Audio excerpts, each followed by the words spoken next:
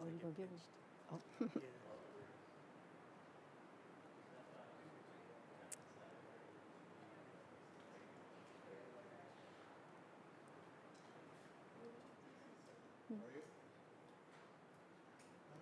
Okay, the time, are we ready?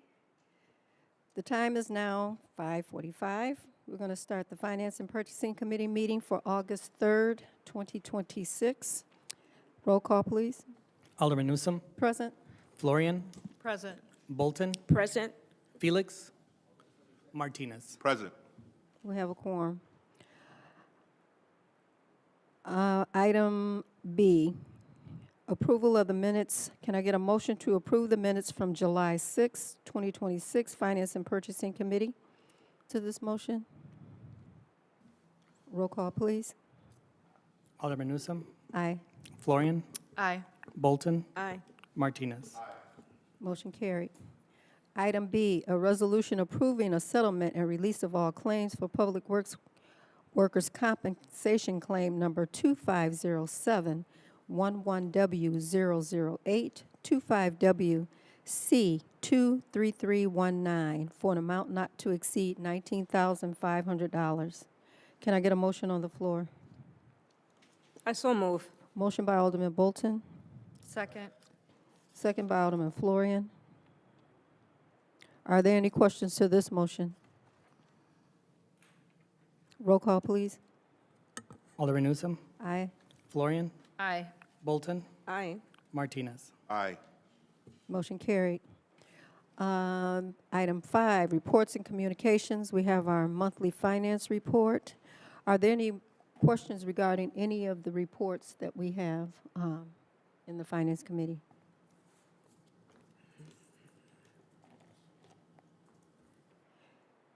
Being none, we all have our reports here. I'm sure we can reach out to our finance director, Mr. Juan, if we have any questions. Can I, Alderman Florian? I don't really have a question about the reports, but I had sort of an email back and forth conversation with the finance director. I've mentioned this before about us considering changing our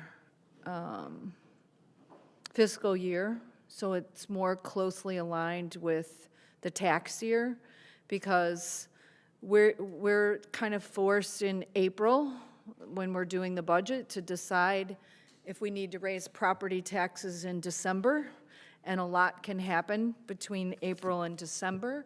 I know the county uses a November fiscal year, so it's more closely aligned with the tax year.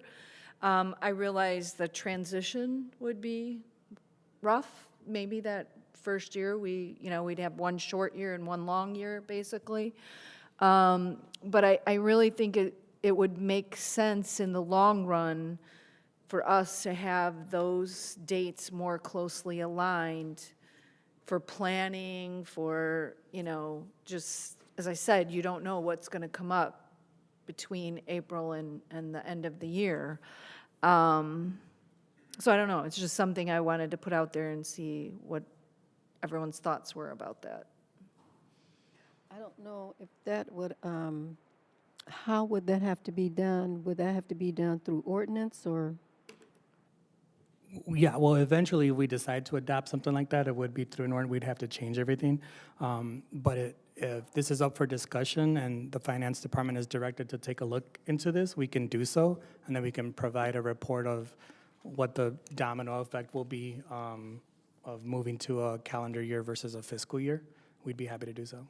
Well, I didn't say necessarily a calendar year, I just said a different fiscal year. So Yeah, it's or a more different fiscal year, sure. closely aligned. Sure. I mean, I don't think we really want the year to end on December 31st because everyone's on vacation and Christmas and New Year's. But if we did it October 31st or November 30th or something just a little closer to the end of the year, I think it would just make more sense where the tax levy is concerned in particular. Yeah, I have no problem looking at different starting and ending months to see what that looks like. Okay, we can put it on the next agenda for discussion in the finance next month. Okay, thank you. Is that all? Can I get a motion to adjourn? Motion by Alderman Bolton, second by Alderman Martinez. We are adjourned at 5:51 PM. Thank you.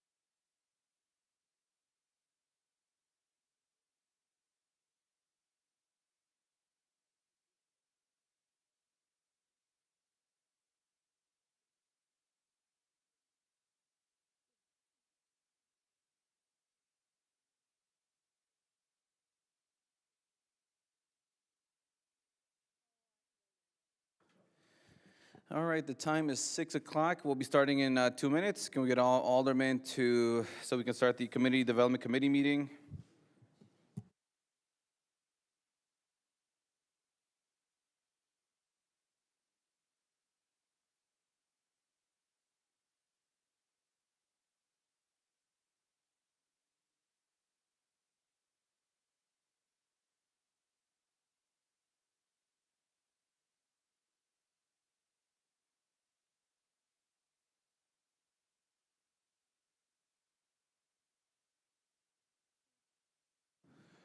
Alderman Martinez, if we can have you come to the council.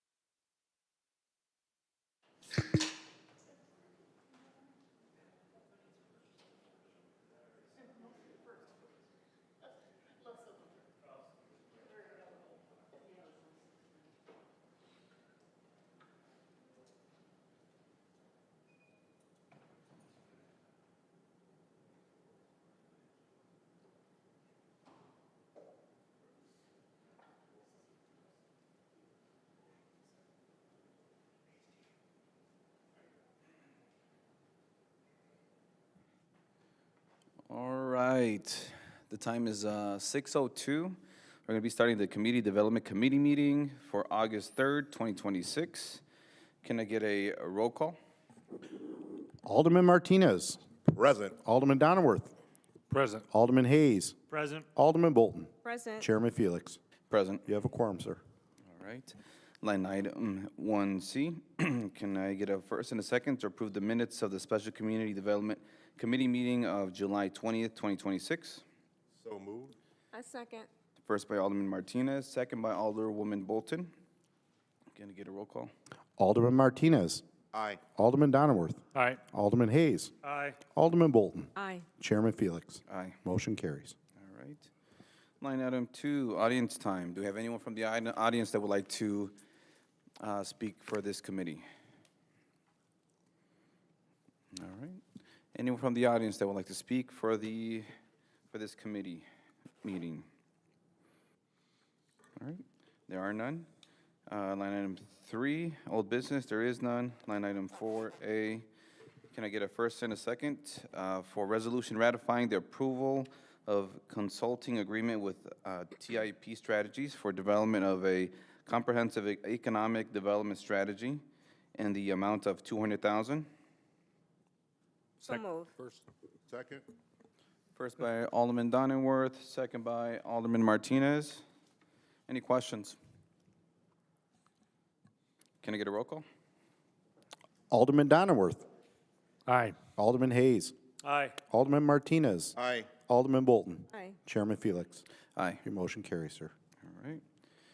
Can I get a first and a second for resolution approving and authorizing the establishment of the Commercial Facade Improvement Grant Award Program for fiscal year 2026 through 2027? So moved. Second. First by Alderwoman Bolton, second by Alderman Martinez. And we're going to have Noel do a presentation regarding this resolution. We have a very quick presentation just to show you some of our successes from last year's program. So whenever we're ready. Okay. So again, this is a recap of the previous program, which was funded through the federal ARPA money. Next. This just shows you several of the projects that were completed. 36 North Genesee, we awarded $22,000 and change. 19 North Genesee, we awarded the full grant amount. 1621 Grand Avenue, we awarded $5,600. 141 South Genesee, we awarded the full $50,000 grant amount. 1419 Washington Street, we awarded just over $34,000. And you can see the improvements. The left photo is the before, or in the case of the lower left corner, the top photo is before, and the bottom photo or the right photo is after. Next. Again, left photo or top photo is before, right or bottom photo is after. 38 North Genesee, we awarded $50,000. 124 North Genesee, we awarded $28,000 and change. 3880 North Point Boulevard, we awarded $50,000, and 121 West Water Street, we awarded $50,000. You can see the improvements to the facades here. Next. So overall, we had an owner contribution of just over $258,000, and a city contribution. We ended up coming short of the $500,000 that we had available because some of the projects didn't come in for the full amounts that they had their estimates for and requested and were approved for. So some of that money was left. So the total investment then was over $700,000 in properties in Waukegan, and you can see the improvements that it made. And some of the neighbors went ahead and made some improvements to their properties as well. Perfect. And I'm happy, you know, we did a lot of facade work in the 4th Ward, the downtown, Washington corridor, and now it's expanding to different parts of the city, so I'm glad that we have that going on. And if the aldermen would like more information as to the percentages that we're covering throughout the different areas, definitely they can reach out to you, right, Noel? Absolutely, and it's in the program guidelines as well. It'll be published along with all the program materials once we have full city council approval for the program. Perfect. Do you guys have any questions? Alderwoman Bolton. Yes. What happens to some of the businesses if they go out of business after receiving the grant? Sure. The improvement is made to the building itself, so as long as the building is still standing, the improvement is still there to benefit the neighborhood and the community as a whole. The business owner would just have lost the investment that they made themselves, but the building will still be better. Alderman Guzman. Thank you. I'm not in this committee, but I saw a lot of prestige restaurants there that make a lot of money. So how are they able to award this? I thought it was made, this program was made to help to businesses that are doing okay, not businesses that are well off. The program had no financial qualification of the applicants originally, and the new program also doesn't have a qualification of the applicants. CDBG money is required to benefit low and moderate income people and has some of those requirements as well as the ability to do those financial analyses. So basically you're saying we should put something in there because these are well-off businesses that are making a lot of money. And we need to concentrate, that is a code enforcement issue right there, that they need to spruce up their buildings if they're well off. Not use public money to make themselves even richer. In terms of staff, we've never discussed whether there should be an income qualification or anything. I have no opinion on that. That's really the jurisdiction of the council. If that's something that you wanted to apply to the program, we would have to come up with a way to do that analysis. I'm not sure how we would do it. And from my experience working in the CDBG department many years ago, when we used to have a business loan program through that department, business owners are often reluctant to share their business income information. Then there's the key. You don't share, you don't get. Because, I mean, we're here to help out the less fortunate, the struggling businesses, not the well-off businesses. This is taxpayers' money. I understand that we want to beautify the city, but that's a point where code enforcement needs to go over there and say, hey, you guys need to fix up your building. You guys are doing more than well enough to pay for this. And Sure, on the code taxpayers enforcement, should not be held put on this foot. So I definitely need to put a motion on this because this is insane. on the code enforcement aspect, not all of the improvements that are made are due to code violations. Some people are just trying to make their businesses, their buildings, their properties look better and be more of an asset in the community, even if they technically meet. I totally 100% agree. I 100% agree, but not on the back of taxpayers' money. And they're more than well off. These are businesses that have lines out the door. And their gaming machines are huge amount of money they're bringing in. And then they're asking for handouts. This is what it is. Alderwoman Florian, you were first. Well, Alderman Bolton's on the committee if you want to go to her first. No, I have no problem. Go ahead. Yeah. Okay, thank you. A couple questions. So, do they have to pay permit fees for this work? Yes. Okay, so all that is part of their For cost. the things that require permits, not everything does, but Right, for the right, things right. that require permits, they have to apply for and get approved and pay for the permits, yes. And just to clarify, this money was set aside in the budget. This is part of our budgeting. It's not grant money. Correct.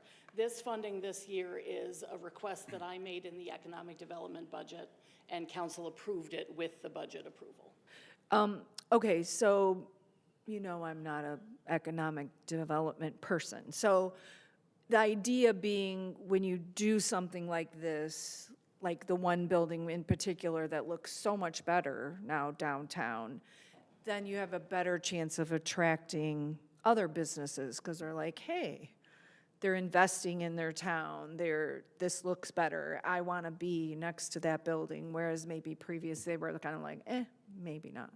Certainly, that does happen. It sort of goes to, and Alderman Donenworth will recognize the broken window theory of policing. That's often, you know, if you have one building that has broken windows, if you fix that up, you're less likely to have criminal activity in that neighborhood because it's less attractive to negative influences. So anybody improving something, Alderman Bolton and I had a conversation about how when she fixed up her garden and made everything outside look nicer, her neighbors started to do the same thing.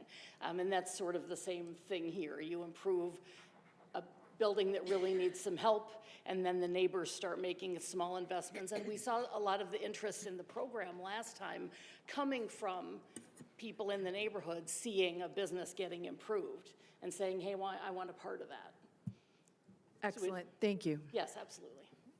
Alderwoman Bolton? Thank you. And then Alderman Hayes. Thank you. I'm going to piggyback off what Alderman Florent and her questions, but maybe for the ears of our listeners, if you could explain all the dynamics involved. This program is for the upkeep of the building, because some of the businesses rent, they don't own, correct? Right, this is an investment in improvement in the building itself. So in the case of a rental tenant who wants to improve the building, the owner has to be part of the application because it's their property. Or the owner can apply for their property without involving the tenant in the application. The grant is for up to $50,000 and up to 80%. In some locations, 85% in others, and 90% of the project costs in others. So the maximum we would do is the 90, 85, or 80%, or $50,000. And the owner of the property would be responsible for paying the remainder above that amount. So if they had a $100,000 project, the most we put in is $50,000.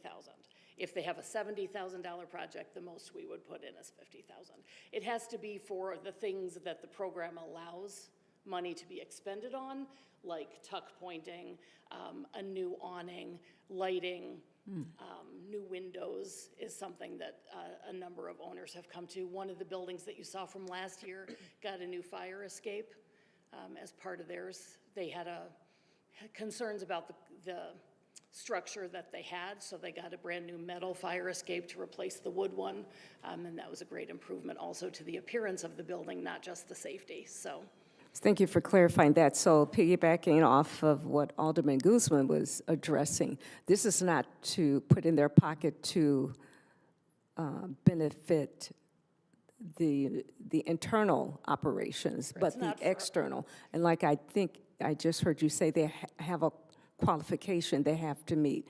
And I understand they also have to do a report. They have to have some level of accountability, how they spend this money, right? yeah, they Thank have you. to get bids basically for the work, that quotes for the work. They have to submit those to us for review. The Development Review Board would approve the amount and which items for each request. For each project. That'll go to the Development Review Board that meets monthly here, and they would approve the amount and which things can get included. Then when the work is done, they of course have to apply for building permits and receive those. Then as the work gets done, they can submit a request for the payment. It's a reimbursement payment. And they have to, basically a cover sheet that they'll submit with copies of all their invoices that they've received from their contractors, certifying that the work has been completed on that property that's located in Waukegan. And we'll be able to go out and take pictures and see that the work is being done and follow the permit process. Thank you, because I know in my ward, a lot of business are looking for a face-up. Thank Sure. you. And just to highlight again, it's the facades, anything from the front facing out to the street, right? Right. So again, like you said, no operations. We're going to help the business operate their business. No, we're just helping the look, which is what we're interested as a city to make the look of the city better, which will last for a very long time. And Alderman Hayes, if I can just have Alderman Martinez, he's part of the committee, then you can go next. Thank you, Chair. I just want to say, it's a win-win, because not only does it improve the appearance of the building itself, but it also gives it a good appearance. Oh, for you're the part of the city. committee too. Sorry, I'm sorry. City. Well, I had asked first, though. You missed me, so. But in any case, again, like I was saying, it's a great program. I was wondering, is there a demand for this, like from business owners? And if there is, are we marketing it out there? How are we marketing it out to the business owners? Sure. Last program, we had a little bit of a slow start, and part of that was just the timing, and it was hard for people to believe that the city was wanting to give money to help their buildings, because it was new, right? Right. But as we started getting some customers, other people started seeing and asking those building owners how they were making those improvements, and the word of mouth was getting out on the street, as well as our PR team helped us with social media and all of those things. Right. We ended up having more requests than we believed we had money for. As you see, we didn't expend it all because some of them came in, the actual cost came in lower than their approval amounts, which were based on their quotes up front. And so this doesn't cover parking lots. I have a problem with business owners with depleted parking lots. Yeah, it does not include parking lots. Have no, we ever it's- considered maybe including that? Because it's part of the beautification. We haven't for this because it's a facade program. You know, if you wanted to give us more budget money next year to run a parking lot improvement program, would be glad to add that. Sure, sure. Okay, well, thank you so much. Sure, no problem. I apologize, Alderman Hayes. Go ahead. It's all good. Maybe as to parking lots, maybe it could be for the landscaping within parking lots. Maybe it's not the asphalt, but it could be the islands as a way to offset that requirement. One of the things I wanted to highlight, I think Alderman Bolton kind of hit it on the head with the accountability, is that what you see from the metrics, and I can't remember them exactly, but we spent $500,000, but the businesses in the community spent $250,000. So we can't give them money unless they're spending their own money. And to generate $250,000 worth of investment to improve the facades, that's well worth the money. I mean, there's plenty of instances where we're writing checks with nothing in return. This is an opportunity for us to get investment back into the community by the business owners who are going to keep their buildings. The likelihood of somebody completely improving the facade, I guess they could turn around and sell it, but they are showing that they're investing their own money in the community, and they can't get the money without their own investment. And I have to believe a lot of what we see here is Fourth Ward, and that's great news for Alderman Felix. And it just, you drive around and you see those facades, it looks way better. Tell the difference, for sure. Yeah, so I think it's nice, and I think that snowball effect will really pick up after we see a few years of this program, and we see another 12 businesses with new facelifts. If I may add to that, I think the other thing that we're seeing as a result is that there are more customers going to those businesses. People want to go someplace that looks nice and they feel safe and they feel welcomed and it's attractive, and so they're more likely to go there and spend money, which then results in sales tax, maybe food and beverage tax, those kinds of additional benefits to the city, financial benefits to the city. Alderman Guzman. Okay. And then after Alderman Guzman, we do have to go ahead and go for call for the vote. Okay, I never said it doesn't look nice. It did do a nice job. But these people also have the money to do it themselves. So they should feel embarrassed that now they're asking for taxpayer money to do this stuff. They should do it themselves. Okay, the facades to beautify, yes, I agree.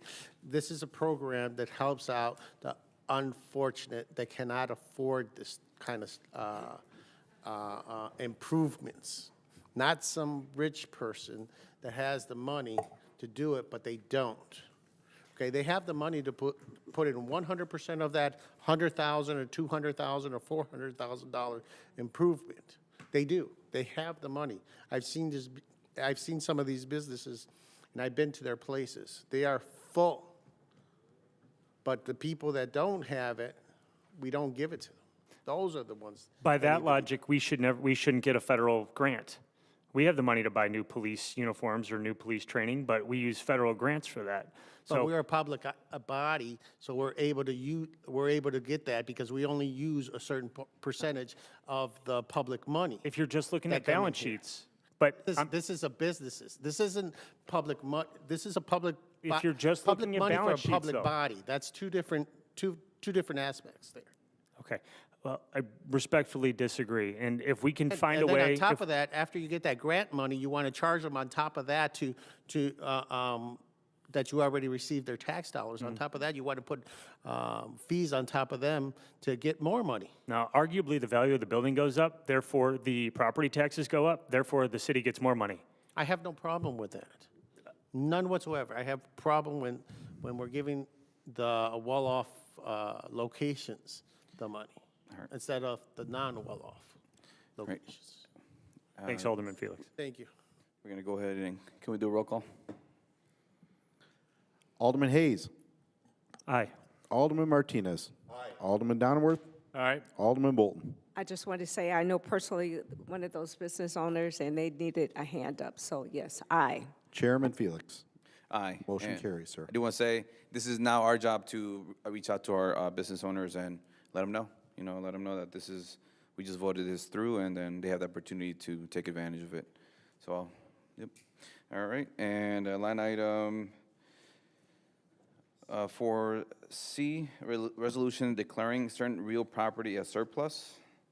Can I get a first and a second? So move. Second? First by Alderwoman Bolton, second by Alderman Martinez. And can you go over the slight details? Commissioner? Oh, Noel? Good evening again, Alderman. This is the first step in getting some of the city-owned properties off of our books and into the hands of better-suited property owners. So your action to declare these properties surplus at committee tonight and at council at the next meeting will allow the Planning and Zoning Department to market the properties. There are a few of them that are not buildable but function currently as side yards for some private residences, and we'll talk to those property owners and see if they'll take those and get them under their names and back on the tax rolls. The others that are buildable will put out to the market and receive proposals for those through the city's RFPs and bids page on the website with instructions on what to include in the proposal and what the deadlines are for submitting a proposal. We'll probably leave them open for at least 90 days for those responses so that people have time to learn about it and get together a solid response and submit that. And then each individual parcel will come back to City Council for approval. So there will be an ordinance for each one determining who it's going to go to and for how much if there's a price and what the use will be. And can they call your office in terms of how to apply or if they're interested in any of their property? Okay. Yes, they can call the main Planning and Zoning Department line at 847-625-6878, and we'll be glad to help them with that. Perfect. Alderwoman Florian. Thank you, Chairman. So when we go to sell these properties, we'll only need 5 votes to do that, according to our I'm sorry, we'll need 7 votes according to our ordinance to do that. So you're taking property that's not on the tax rolls, putting it back on the tax rolls. You're potentially getting income, maybe or maybe not, depending on who gets the property, if we work with Habitat or someone. But we need 7 votes to do that. But then, if you look at the opposite scenario, if we're buying property, which now you're taking it off the tax rolls, you're potentially spending tax dollars, we only need 5 votes to do that. I think that's backwards. I think actually both should require 7 votes, but I certainly think if the one's going to be 5 and one's going to be 7, it should be the other way around.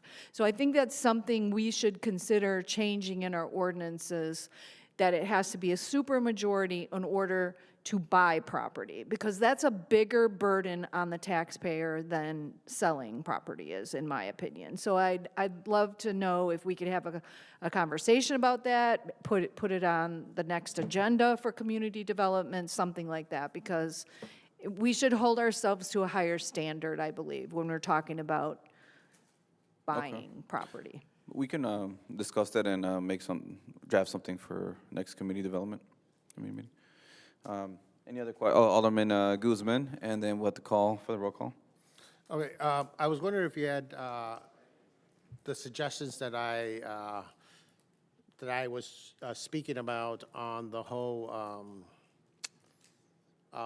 selling of the property. Right, about having liens or something? Yes, because the way other states do it, that I have researched, is that if you sell government property, city property, they're not able to turn it around and sell it. Or rent, if we sell a property, let's say for $1,000, and then they go over there and tomorrow they lease it out for $15,000. So their taxes get raised if they do that. So I think it's 50% tax increase for up to 5 years, up to 7 years, then it goes down to 20%, and then I think 8 or 9 years, then it goes away. Yeah, Because so- to benefit the governing body that's collecting those property taxes, that we get our fair share. Sure, I understand that reasoning for sure. So this again is a resolution just declaring the property surplus to allow us to put them in the market. Each one will have an individual ordinance, so in my opinion, that would be the time to specify any of those kinds of criteria that you want to have for any of those. If there's a lien or if there's some sort of a buyback provision or any of those individual ways to treat the properties would be more suited to the ordinance for each individual property, rather than this resolution that just says basically, Planning and Zoning Department put these on the marketplace. Sounds great, thank you. Sure. And I can follow up with the Alderman Guzman to go over something for once we're ready to sell them. Awesome, thank you. All right, can I get a roll call? Alderman Martinez. Aye. Alderman Donworth. Aye. Alderman Hayes. Aye. Alderman Bolton. Aye. Chairman Felix. Aye. Motion carries. All right. Line item 4C, 4D, I'm sorry. A resolution approving a contract with Lighting Maintenance, Inc. in the amount not to exceed $92,000 for electrical remediation of 49 downtown light poles. Can I get a first and a second? So move. I second. First by Alderman Martinez, second by Alderwoman Bolton. Any questions? Can I get a roll call? Alderman Donworth. Alderman Hayes. Alderman Martinez. Alderman Bolton. Aye. Chairman Felix. Aye. Yeah, motion carries. All right, line item 4E, an ordinance prohibiting the operation of sweepstakes machines within the city of Waukegan. Can I get a first and a second? So moved. Second. First by Alderman Donnerworth, second by Alderman Hayes. Questions? Yeah, I just want, if we can get maybe the chief of staff to come up here and explain the difference between gaming and these different machines. Thank you.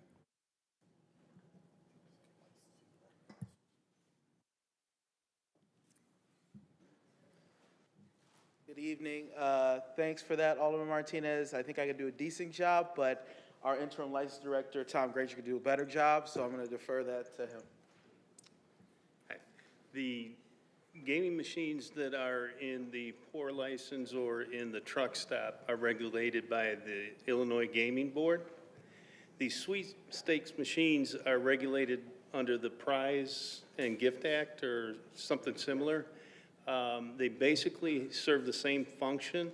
Initially, they were designed so a customer could come in for a free push and get a ticket that gives them some type of gift if they win, but they can be used for money to go in, and a ticket to redeem cash if they win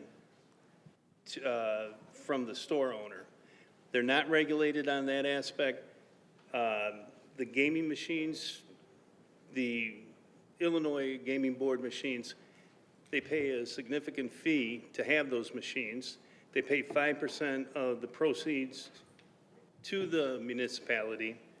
The sweepstakes do neither. And the gaming board it's in litigation now, but the push tax, and there's nothing for the sweepstakes. So basically, it allows a establishment with no regulations that are governed by the gaming board. They're in grocery stores, gas stations, and as they're gaining popularity, they'll be everywhere. Because there's no regulations on it unless you guys choose to ban them. So you could go into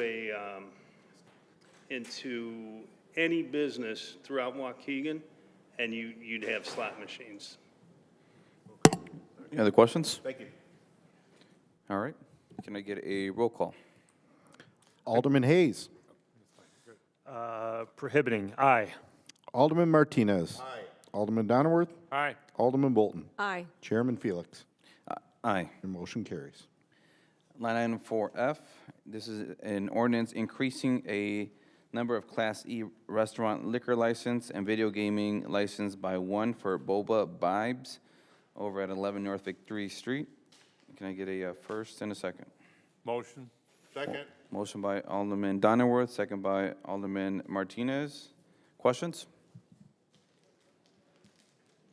Can I get a Alderwoman Florian? I mean, I know I'm not on this committee, but this seems kind of crazy to me. It's right across the street from the high school, you know, right? Like the front door. Yeah. And the vibe is going to be like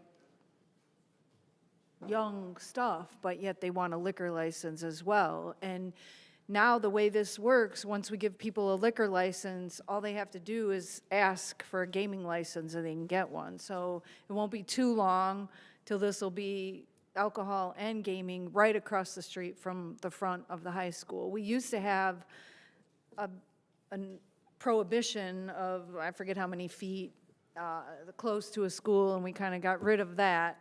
So, I mean, I think this is a really slippery slope. I mean, I'm not sure we need a liquor license right across the street from our high school. And, I mean, I see it went quickly through the committee, and it just kind of surprised me that nobody brought that up. Alderman Hayes? I don't think we need another liquor license along Washington Avenue, that's for sure. But I can't see any argument in favor of adding additional gaming machines throughout the city. Maybe someone can argue for a little bit of revenue generation, but what it does to the community, especially directly across from the school, I mean, we're more responsible than that. We know better than that. That's not what the students need to see when they walk out of school each afternoon or go to school in the morning. And frankly, I just think we're better than that. So I'm certainly a no, but I think we should think long and hard about this. Just because it's a restaurant doesn't mean it needs to be open directly across from the high school. It doesn't mean it needs to have a liquor license. And most importantly, it doesn't need gaming. All right. Any other questions? Can I get a roll call? Alderman Martinez. Aye. Alderman Donnerworth. Aye. Alderman Hayes. No. Alderman Bolton. No. Chairman Felix. Aye. Your motion carries. All right. And line item 5, reports and communication, there are none. Line item 6, adjournment. Can I get a first and a second to adjourn? First. Second. All in favor? Aye. Meeting is adjourned at 6:34. Thank you.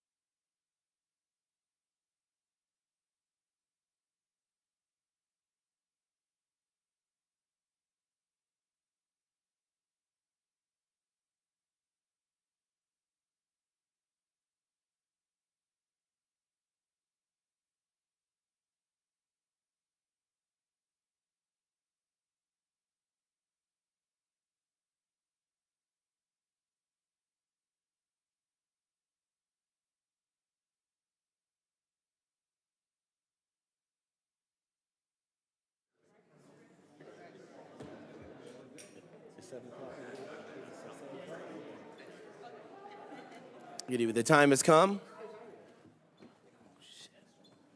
In my glasses. The time has come for the Monday,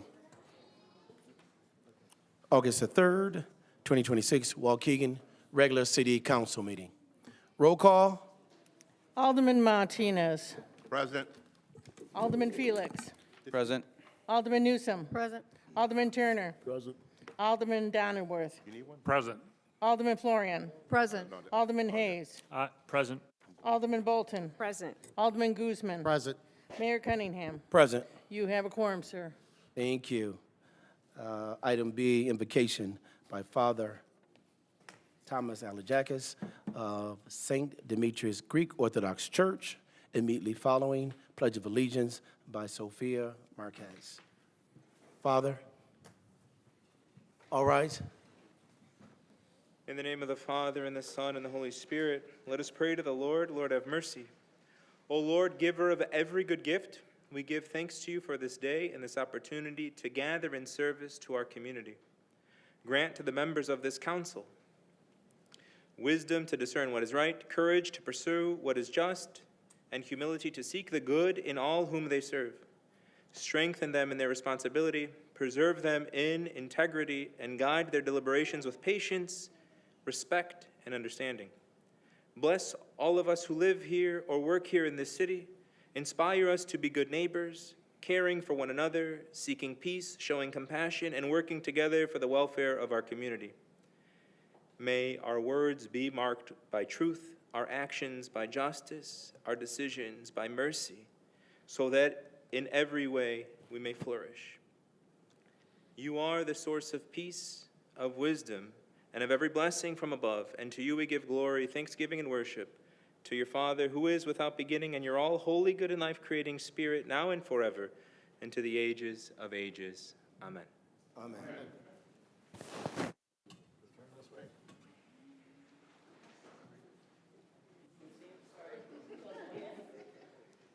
I pledge allegiance to the flag of the United States of America and to the republic for which it stands, one nation, under God, indivisible, with liberty and justice for all.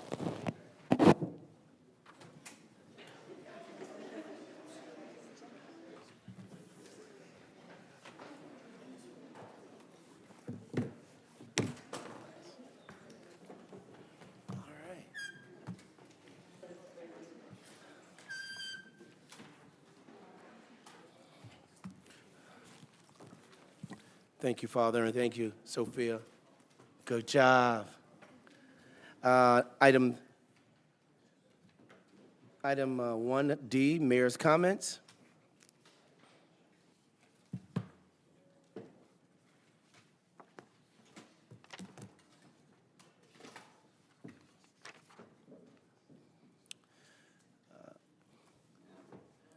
This right here is a special shout out to community member Eleanor Taylor Bland, who was inducted into the Chicago Literary Hall of Fame over the weekend. Ms. Bland, yes, give it up, yeah.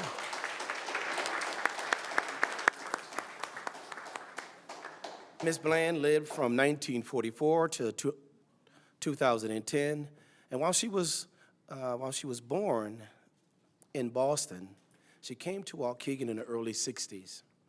In her time here, she not only served on Waukegan Public Library Board, but also acted as chair of the Friends of the Waukegan Library. As an award-winning African-American writer, she loved to create stories based on widow black police detectives. I know, right? She went as far as naming her main character after a Waukegan street, Marty McAllister, and portrayed Waukegan as a fictional place she calls Lincoln Prairie. We thank Ms. Bland for her impact on our community and celebrate her once more. Thank you, Ms. Bland. Anybody know Ms. Bland in the room? Oh. All right. There it is. All right then, Ms. Bland. Yeah, how about that? Chicago's Literary Hall of Fame. That is amazing. Yeah. And from Waukegan. Come on, that's that Waukegan pride in me now. Now, first and foremost, I want to express my deepest gratitude to the hardworking first responders of the city of Waukegan, the fire department, police department, and Waukegan Public Works. From the moment the storms passed, and by the way, we still have not been designated, it was a tornado, just a storm.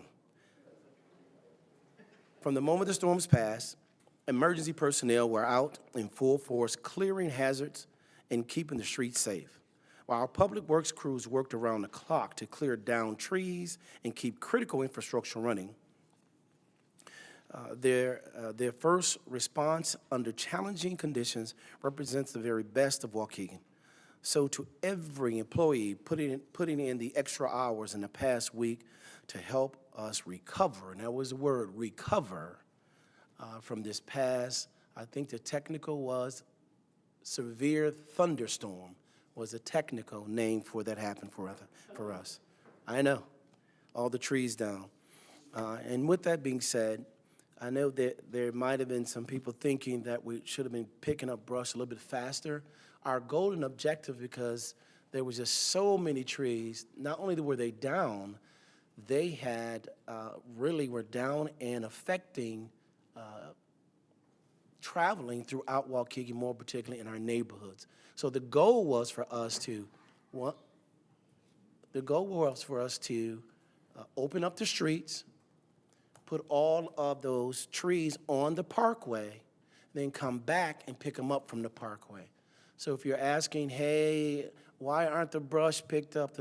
We had a lot of trees. And I think in that 7th and 8th ward was kind of, well, and normally it's up in Buckley Hills, but I was riding around in 7th and 8th ward. I mean, you got bombarded, man. Those trees came down and snapped a couple of wooden poles. So kudos to those, to our teams for helping out. With that being said, I know that recent widespread power outages caused significant disruption for many families across the city. To help residents continue to recover and clean up, the city of Waukegan is placing emergency dumpsters for residents to dispose of spoiled food and outage-related trash every day this week from 8 a.m. to 2 p.m. at the following locations. I'm going to say that again. To help us recover, we're going to put some dumpsters, emergency dumpsters, for residents to dispose of spoiled food and outage-related trash every day this week from 8 a.m. to 2 p.m. at the following locations: Delaware Road and Greenwood Avenue. That's Delaware Road and Greenwood Avenue. And then in parking lot F, if I'm not mistaken, help me out, Noel. Parking lot F, for those who are old schoolers are here, is the old Geordie's location at Sheridan Road and Water Street. So if you remember Geordie's at Sheridan Water, that's where it's going to be at. Delaware Road and Greenwood Avenue. It's in the 5th Ward. Give me a historical marker.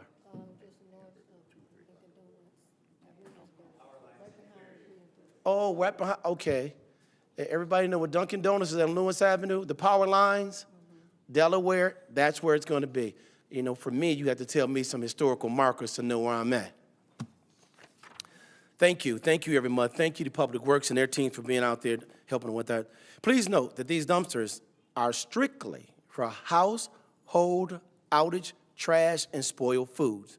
We cannot accept yard waste, tree trunks, concrete, brick, stone, rocks, hazardous waste, flammable materials, car parts, small engines, paint, stain, oil, or railroad ties.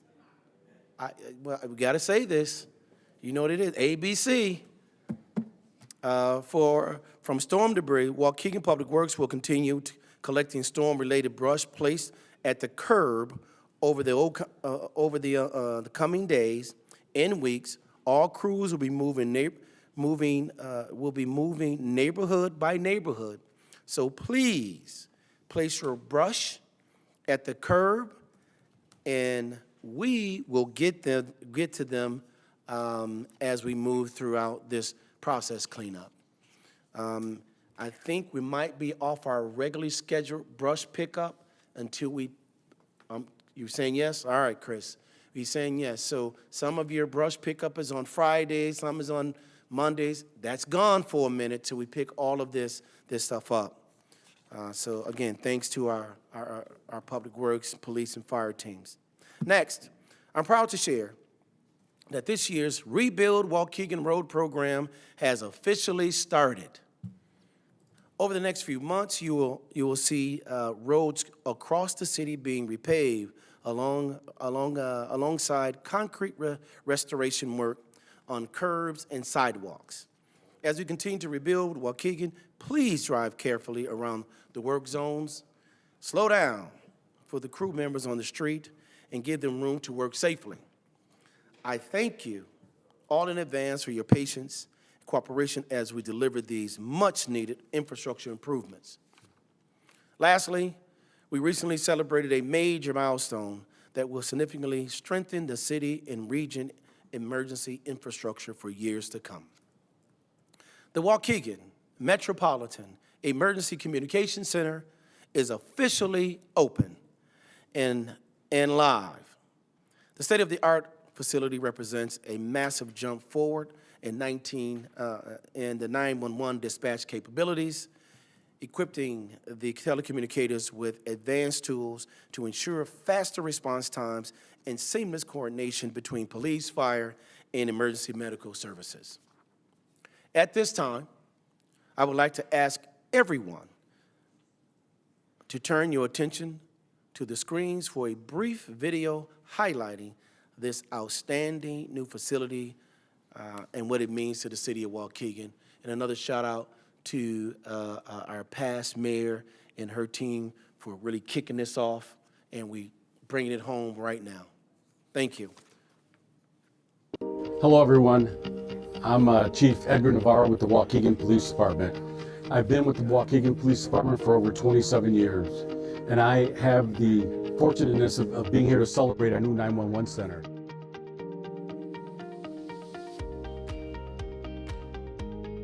Hello, I'm Commander Lopez with the Waukegan Police Department, and I believe that this new Waukegan Metropolitan Emergency Communications Center will be a great benefit to this community and the communities that we serve. Hi, I'm Alderman Michael Donenworth, a retired Waukegan police officer of 30 years. The dispatch center is our heart and soul. We rely on the people that work there to dispatch us to the correct places and give us all the information that we need so we can stay safe out there. Good afternoon, everyone. Thank you for being here on this historic day for the city of Waukegan and, more importantly, our region. Today, we're unveiling a vital lifeline for our communities. Standing here, I'm incredibly proud to officially unveil the Waukegan Metropolitan Emergency Communication Center. Give it up. My name is Greg Pazer. I'm the fire chief of the Waukegan Fire Department. I've been here for 29 years, been the fire chief for 5 years. So having a state-of-the-art dispatch center is incredibly important to me. Having a facility that people enjoy coming to work and have all the technology that they need to do their job is of the utmost importance.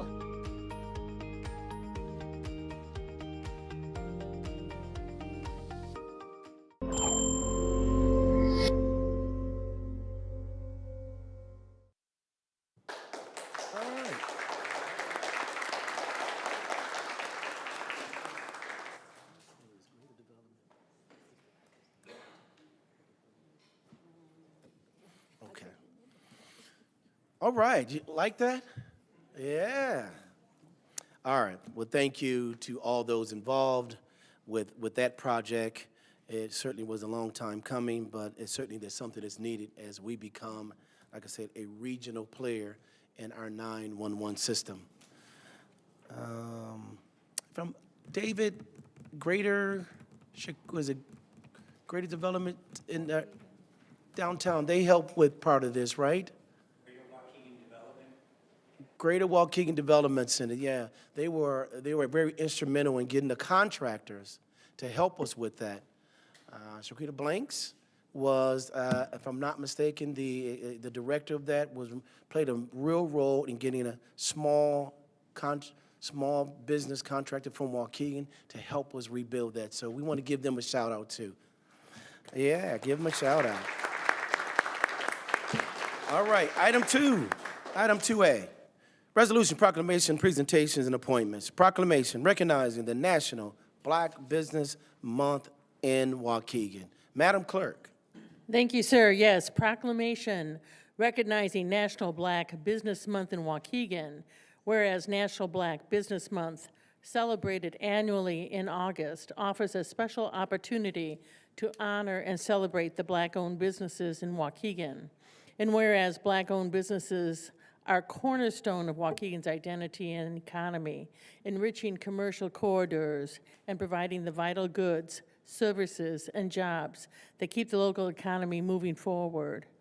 Whereas the unique flavors, artistic vision, and rich heritage of Black-owned businesses showcase the cultural diversity of Waukegan.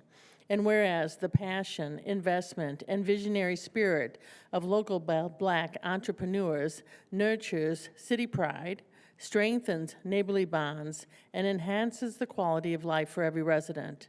And whereas the local Black entrepreneurs serve as mentors and role models, inspiring the youth of Waukegan to dream big, innovate, and carry forward a legacy of excellence. And whereas Waukegan thrives because of the local barbershops, restaurants, professional services, creative studios, and retail shops founded by local Black entrepreneurs who chose to build their dreams in Waukegan. And whereas the city of Waukegan remains deeply committed to celebrating, uplifting, and supporting Black-owned businesses, recognizing that their continued growth and success are essential to the city's collective prosperity.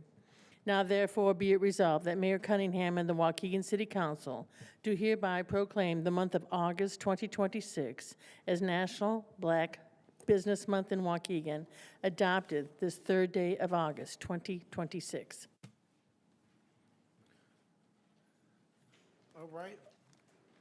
Ms. Teamer, why don't you come on? Ms. Teamer, come on up with me. And all of our own Black-owned businesses, owners, please come up with us. Sheila, I know you're out there. I see you. January County Service. Right there. Yeah, you too. Yeah. Oh, yeah. Oh, yeah. Attorney and Tory Mark Newsom, represented by the alderman.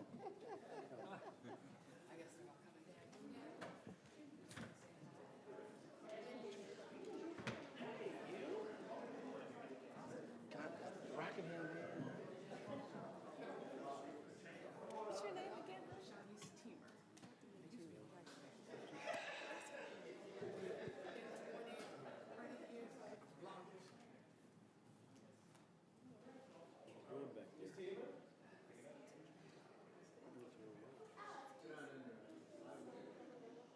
Ooh, you though.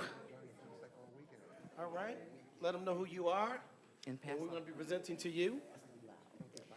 Good evening, everyone. My name is Shanice Teamer, Executive Director of the Lake County Chamber of Commerce and a resident of Lake County for about 29 years. Have been working with businesses in Lake County. I've been on Chamber for 10 years. Lake County Chamber of Commerce was founded in 111 years ago. 1905. That's the year I was looking for. So Lake County Chamber of Commerce is the oldest operating chamber in Lake County. We represent businesses throughout Lake County. Because we are in Gurnee, The majority of our businesses are in the Waukegan and Gurnee area because we're so close, once again, to the county seat, but we represent businesses all over. It's been a pleasure to do that. And want to recognize, of course, the many businesses that are members of the Chamber that are Black-owned businesses, but as you know, we represent all types of businesses. The Lake County Chamber also did start the Hispanic Chamber of Lake County roughly 15 years ago. So we also represent a number of Hispanic businesses in Lake County as well. Thank you very much. Well, thank you right there. So today is to recognize small businesses that play a pivotal role in the local government, and not just in Waukegan, but throughout this country. While you always see the big companies get all the recognitions, but do you know who employs most people in this country? Small to mid-sized businesses. And for African Americans, sometimes they go into areas where other business people do not want to go. And they do that because they understand the importance of having their own business, but employing young men and young ladies to their greatness. So with that being said, on behalf of the mayor's office, our city clerk and treasurer, city staff, all the 9 aldermen and great citizens of the city of Waukegan, we say thank you for doing your business in the city of Waukegan, and congratulations on such a hard labor job. All right, here we go.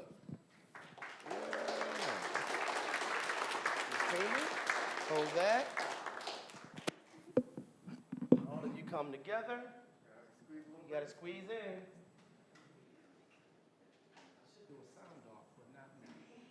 All right, ready? 1, 2, 3. We got it. Thank you.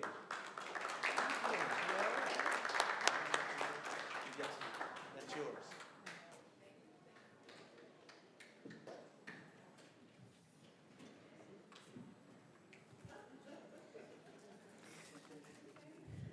My name in the list or not? Is possible?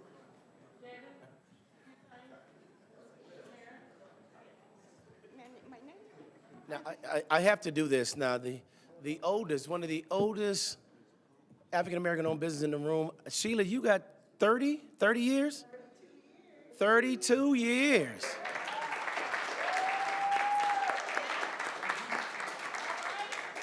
Whew. 32. Mayor, Item B, right? yes. Item B, proclamation recognizing Municipal Treasurers Week in Waukegan. All right. This is going to be a hoot. All right, proclamation recognizing Municipal Treasurers Week in Waukegan.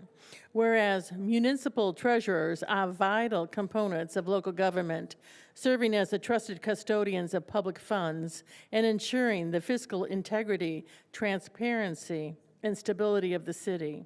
And whereas Treasurer Dr. John R. Schwab and Deputy Treasurer Joan Durkin Westfall perform essential duties that safeguard public resources, including cash management, investment oversight, revenue collection, and financial reporting.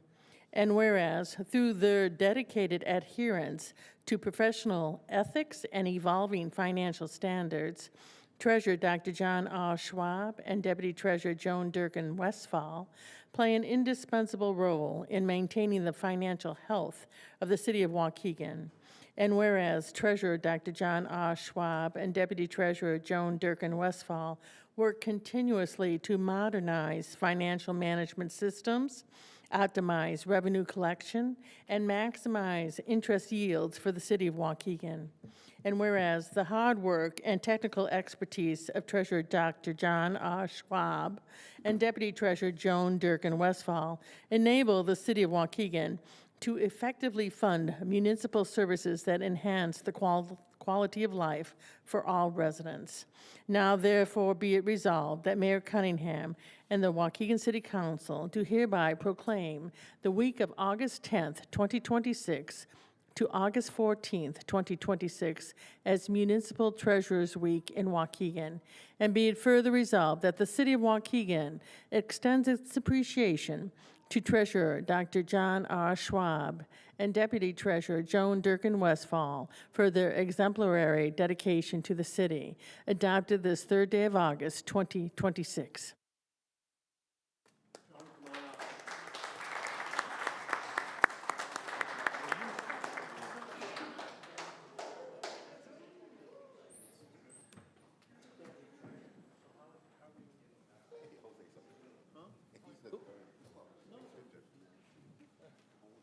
Who does the mic go to, Joan? Doc? All right, Doc, a few words. Put the mic down for a minute.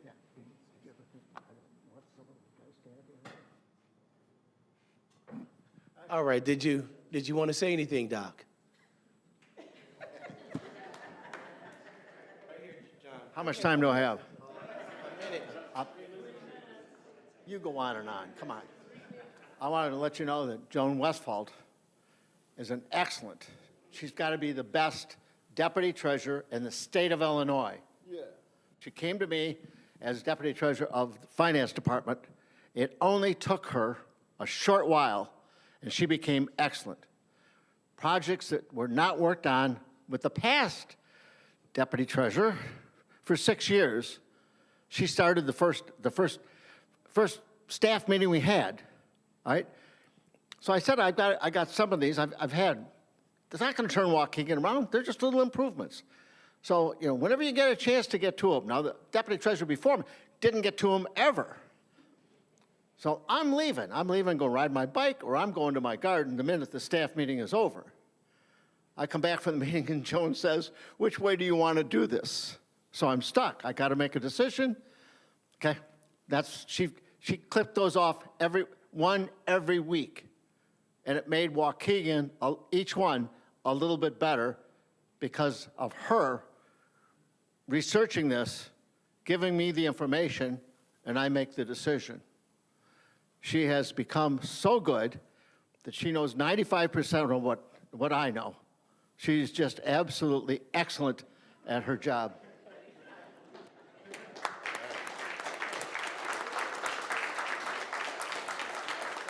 Now, how do you come behind that? All right, on behalf of the City of Waukegan Mayor's Office, Treasurer Clerk, city staff, and certainly the 9 aldermen and the great citizens, we say thank you and congratulations to you and all the hard work you do to make sure our city runs efficiently and effectively and financially. Yes, sir. All right, let's get this picture.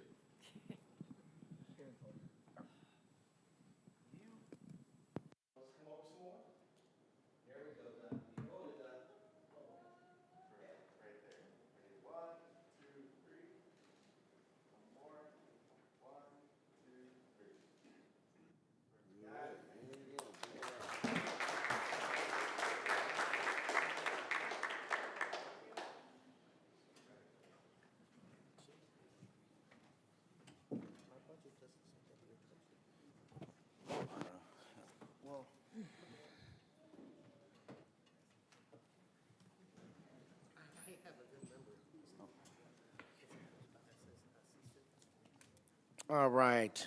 Item 3, audience time. Madam Clerk. Thank you, sir. We have 19 speakers tonight. How many? 19. I'm trying to sync my time. I'm sorry. We have 19 speakers, and I have a dice here that has 20 numbers. So we're going to see where we're going to start for tonight to see where the roll call is. And he's going to make me legit here. Okay. We're going to start with number 19, and 19 is Michelle Lopez. Okay, we're going to go to Michelle Lopez. And the 4 following Michelle will be Carlos Smith, Janessa Rodriguez, Michelle Obleton. Go ahead, Ms. Michelle. All right. Well, good evening, Mayor, members of the City Council, and everyone in attendance. My name is Michelle Lopez, and I'm proud to call Waukegan home. Tonight, I simply want to congratulate the owners of the Twisted Diner. Every time a new business chooses Waukegan, it's worth celebrating. It means someone in our city, excuse me, it means someone looked at our city and said, this is where I want to invest. This is where I want to create jobs, and this is where I want to build something. To me, that's exciting. The Twisted Diner isn't just another restaurant. It's a place where families can enjoy breakfast on a Saturday morning, coworkers can meet for lunch, friends can gather over dinner, and visitors can experience another locally owned business. Those are the kind of places that help build a community. I've had the privilege of working with Janessa and Carlos through several community events over the years. I've seen their professionalism, their dedication, and their willingness to give back to Waukegan. That gives me confidence that they're approaching this opportunity in the same commitment. I also want to recognize that many residents have shared thoughts because they care deeply about this city. I respect that. We all want safe neighborhoods, thriving businesses, and a place where families feel comfortable supporting. The great thing is that those goals don't compete with each other. They go hand in hand. Every business should be held to a high standard. We should expect them to be responsible, to be good neighbors, and to contribute positively to our community. I believe those are fair expectations, and I believe every business should have the opportunity to meet them through their actions. Tonight is about welcoming another investment in Waukegan and wishing them success. To the owners of Twisted Diner, congratulations. We are excited to see your doors open, your tables full, and your business become another reason people choose to spend time right here in Waukegan. When local businesses succeed, the entire community succeeds. Thank you. Thank you. Carlos Smith. Carlos Smith.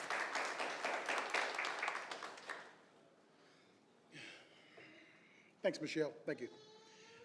My name is Carlos Smith. I live 200 North County, right here.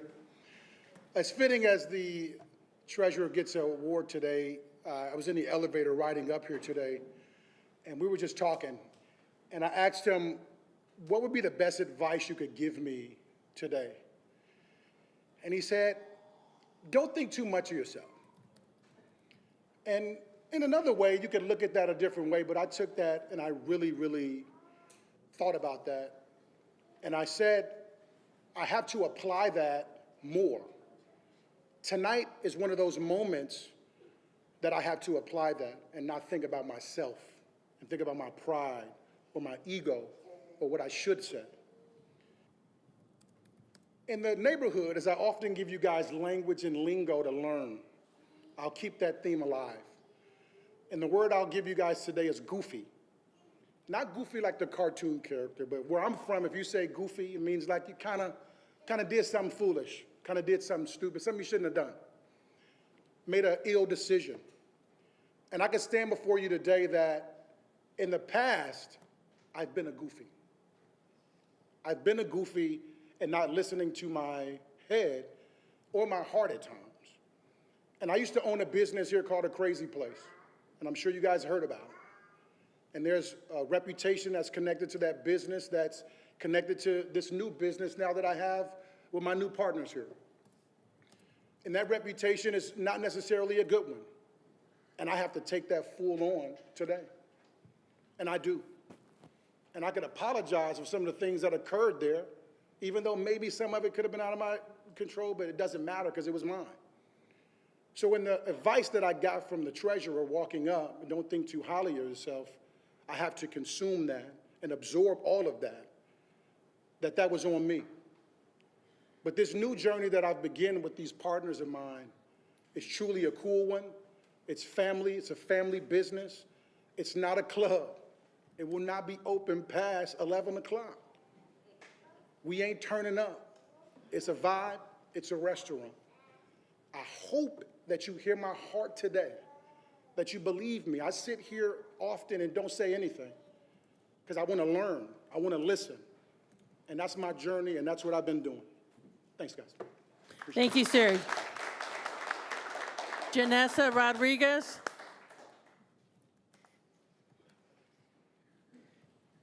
Good evening, everyone, the mayor, the city council, residents of Waukegan. I'm Janessa Rodriguez. I am one of the owners and proud to be a part of the owners of the Twisted Diner, and proud to be a part of a diverse team committed to bringing people together and building something meaningful for this community. The Twisted Diner is more than just a restaurant. It's a welcoming space designed for people to gather, connect, and feel home. We believe a restaurant should be a place where families make memories, friends reconnect, and community ties grow stronger. That family-first mindset guides everything that we've done in our months of planning. Giving back matters just as much as our business. We are committed to supporting local organizations, community events, and other small businesses while investing in Waukegan's growth. We don't just work there. We believe in the city as its people. The Twisted Diner is an investment into Waukegan's future, and we hope it becomes a place where everyone feels welcome and connected. Thank you for welcoming us. We look forward to serving and growing with this incredible community. Thank you, ma'am. Michelle Obleton. As she walks up, condolences to you. I'd like to say good evening, Mayor, and all of our Waukegan leaders. My name is Michelle Obleton, and I am the Executive Director of Lions Math and Science Christian Academy. For 3 years, I have been asking for a pavement in our streets for a bump to keep the traffic from going so fast down our street. And for 3 years, I have not received that. I've talked to several aldermen. I think my alderman is Ortiz or Felix. But here I am tonight to ask again for a speed bump on that street. We're not on a main street. We're on a side street. We're on Porter Street, 1011 Porter Street. And here's the thing. We don't have a lot of buses, so it's not a bus issue. And I'm so grateful for rebuilding Waukegan because I've been traveling off-site to get to where I'm going, and I'm really grateful. It makes me so proud that our city are doing things to help our city become stronger and better. But then it makes me see how many speed bumps are in other streets. All the residents have speed bumps, and we don't have speed bumps. We have children, we have staff, and I'm very concerned about their safety and their health because cars are speeding down the street. We also need signage in front of our school so people will know to slow down. I've been asking for that too, and we have not received it. I'm here tonight to ask for it a little harder, a little firmer, and I want to leave tonight knowing that I was heard and that something will be done for our school. Lions Math and Science Christian Academy, I am the director, so I would really like for my city to do something to make our city and our street in front of our school a little safer. Thank you. Thank you, ma'am. Thank you. The next 5, hold on. The next 5 will be Steve Hill, Todd Johnson, Juanita Gold, Brian Gold, and Abel Zavala. Steve Hill, Todd Johnson, Juanita Gold, Brian Gold, Abel Zavala. Be ready to go, and go ahead, Mr. Hill. Michelle is my neighbor. She does a great job at the academy, so listen carefully to her. My name is Steve Hill. I'm a long-term Waukegan resident. It's been a while since I've spoken in front of you guys, so I appreciate the opportunity tonight to talk with you. I'm here to discuss an exciting new restaurant concept that we're in the process of getting ready to launch in downtown Waukegan. Hopefully it will serve the residents of Waukegan and people from outside the city as well. The Twisted Diner is a fun, friendly, family neighborhood restaurant located at 11 North Genesee Street in downtown, right in the heart of downtown Waukegan. To be clear, when I say restaurant, I mean a sit-down table service establishment where families and friends come together. We'll be open for breakfast, lunch, dinner. Evening hours will be open from 8 in the morning to probably 9 during the week, and possibly 10:30 or 11 at on the weekends. Let's see, this is not a nightclub. I'm too old to stay up that late, so it's closing early. There's residential people in downtown Waukegan, so we don't want to disturb them. They're above the diner, and so we want to make sure they have a nice quality of life. We have applied for a liquor license from the city of Waukegan so we can have a limited selection of alcoholic drinks such as slushies, both alcoholic and non-alcoholic. Also beer and wine and a handful of signature cocktails that contain a twist. And there will not be a full-service bar at the Twisted Diner, nor will there be any gaming, video gaming or any gaming of any sort whatsoever. The hard reality is that while the concept of Twisted Diner is far from focused on liquor sales, it is still a vital aspect of any restaurant's long-term profitability and success. Most diners appreciate a libation while dining out with family and friends. We want to help ensure the long-term viability of the restaurant by offering customers what they want.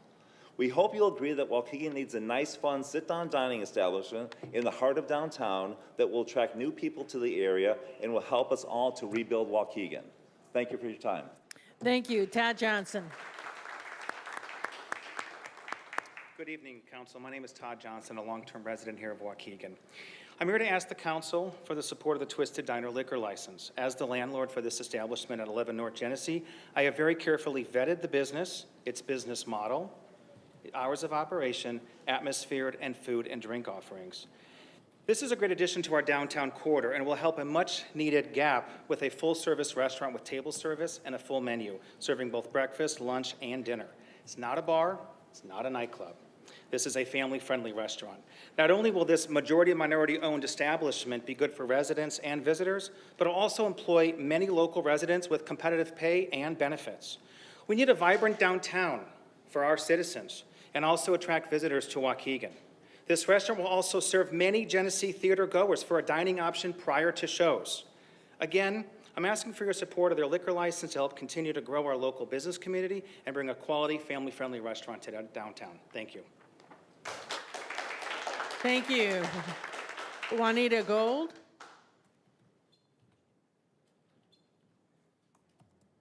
Good evening, Mayor, member of the City Council, City Clerk, Treasurer, and everyone in attendance. My name is Juanita Gould.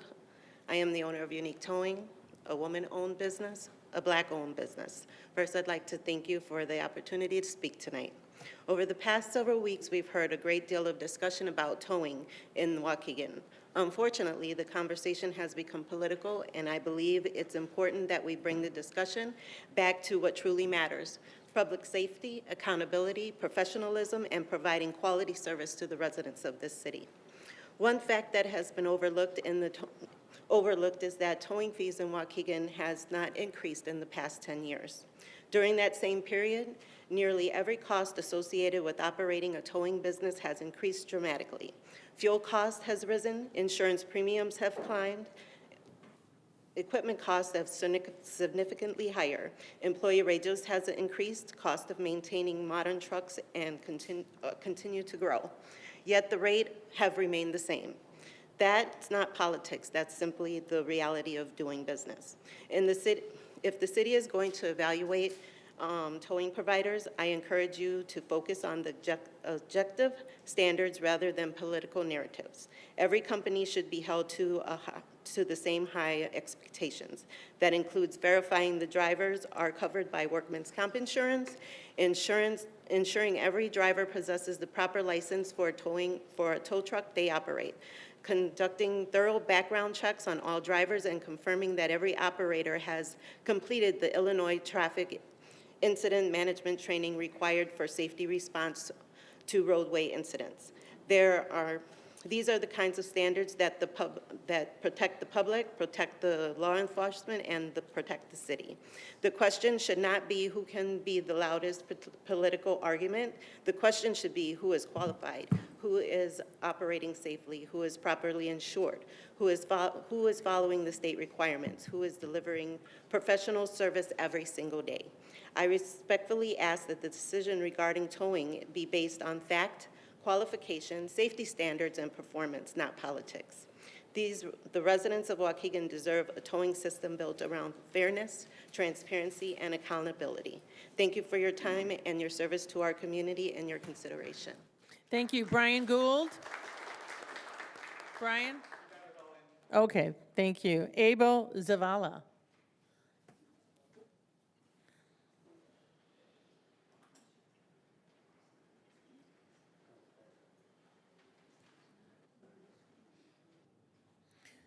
Is this, are you translation? You need this?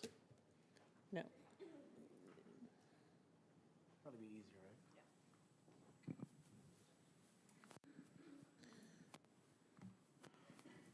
right? Okay. Go ahead. Hola a todos, yo soy Abel Zavala, Hello, my name is Abel Zavala. yo vivo en La Catalpa. I live on Catalpa Street. Nomás estoy aquí para que si me pueden poner un stop sign por el tráfico. I'm here asking if you guys can place a stop sign for the traffic En La Catalpa y la Elwood, on Catalpa and Elmwood, that intersection. porque siempre pasan los carros muy recio y han tenido muchos accidentes. Because cars pass by very fast and there have been multiple accidents. Muchos accidentes no han reportado, pero yo vivo allí y yo veo todos los accidentes. Many accidents have not been reported, but I live there and I see them all the time. El año pasado atropellaron a mi perro Last year, they ran over my dog. y tuve que pagar todo yo. El que me lo atropelló se fue. I had to pay all the expenses. Whoever ran over my dog fled away. Y quiero ver si ellos pueden poner un stop sign allí en la esquina. And I'm trying to see if you guys can put a stop sign on that corner. Ahorita tengo niños y hay familias con niños que salen afuera a jugar y es un peligro. I have kids, and there's many families in that neighborhood that go outside to play, and it is dangerous for them. Y nomás era todo y gracias. And that's all. Thank you. Thank you, thank you. Excuse me. All right, the next group will be Andrew Gadsden, Mary Claire Jakes, Selvin Montgomery, Brother Blanks, and Michael Voss. Be ready to go. Andrew Gadsden, Mary Claire Jakes, Selva Montgomery, Brother Blanks, and Michael Voss. All right. Good evening, Mayor. Good evening, Council. I just wanted to take a moment to speak on behalf of Twisted Diner. When I hear the phrase rebuilding Waukegan, my mind goes back to growing up here in the 80s. My neighborhood was full of black families, Hispanic families, white families, and people from all kinds of backgrounds. We didn't spend much time worrying about what made us different. We played together, we looked out for each other, and we ate together. We were truly a community. And that's what I see when I think about Twisted Diner. To some people, it's just another restaurant, but to me, it's another opportunity for our city to be what I remember it being. A place where everyone feels welcome, a place where people from every background can sit down at the same table, have a meal, laugh, build relationships, and support a local business together. Truly, a place where everyone knows your name. If we're really talking about rebuilding Waukegan, then let's rebuild that sense of community too. Let's support businesses that bring people together instead of pushing people apart. So tonight, I'm asking you for your support of Twisted Diner, and when it does open, I'm looking forward to being one of the first customers. Thank you. Thank you, sir. Mary Claire Jakes. Mary Claire Jakes.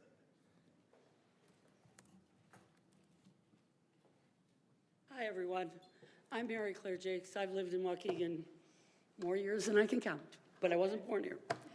I'm coming in support of the liquor license for Twisted Diner, but I'm coming as a customer, a consumer. Listen, I've been in Waukegan for a while, and I have seen so many restaurants come and go on Genesee Street and across, you know, how many places. We all know that, right? You have some good places, bad places. But I know as a consumer, I always go, I'd like to support small business. That's what I do. It's important to me. I will try a restaurant once. I'll try it a second time. Maybe the first isn't so great. So I go a second time. But I'll tell you one thing. If I'm going to a place for lunch or dinner, it's a reasonable expectation on my part that I can get an alcoholic beverage if I want. I should have that option. And if I don't, it makes me wonder, should I go back there? I don't know, maybe not. Well, you know what? And I'm someone who's committed to try to support Waukegan businesses.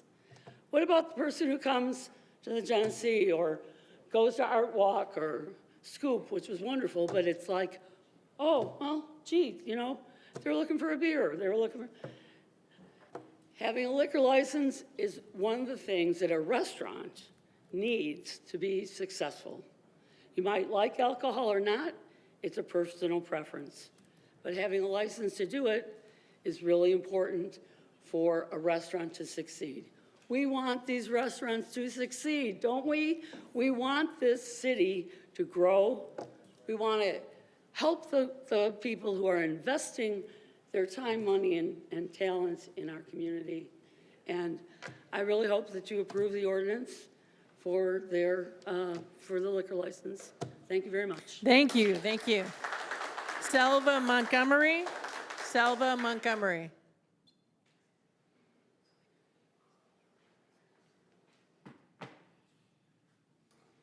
Hello, my name is Selva Montgomery, and I live on North Ash Street.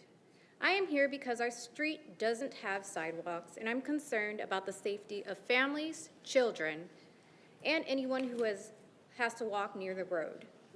Without sidewalks, people are often forced to walk close to traffic, creating a dangerous situation. There have been instances where children have almost been hit by vehicles, and I'm worried that if nothing changes, someone could eventually be seriously injured. I am not sure what the process is, but I'd like to ask what steps we need to take to have sidewalks considered for our neighborhood. If installing sidewalks isn't possible, I'd also like the city to consider other safety improvements, such as speed bumps or other traffic calming measures, to help slow the vehicles and make the street safer for everyone. Thank you for your time and for considering this request. Thank you. Brother Blanks.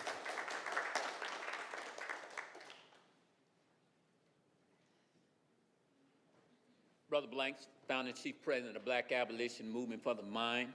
As we're talking about black businesses and supporting other businesses, Mr. Turner, I appreciate you coming out to our open mic poetry that we held at Mama Jerks and things. So every first Friday, we have open mic poetry at Mama Jerks, 220 Sheridan Road, 226 Sheridan Road. So you all are encouraged to come out to take part in our open mic poetry.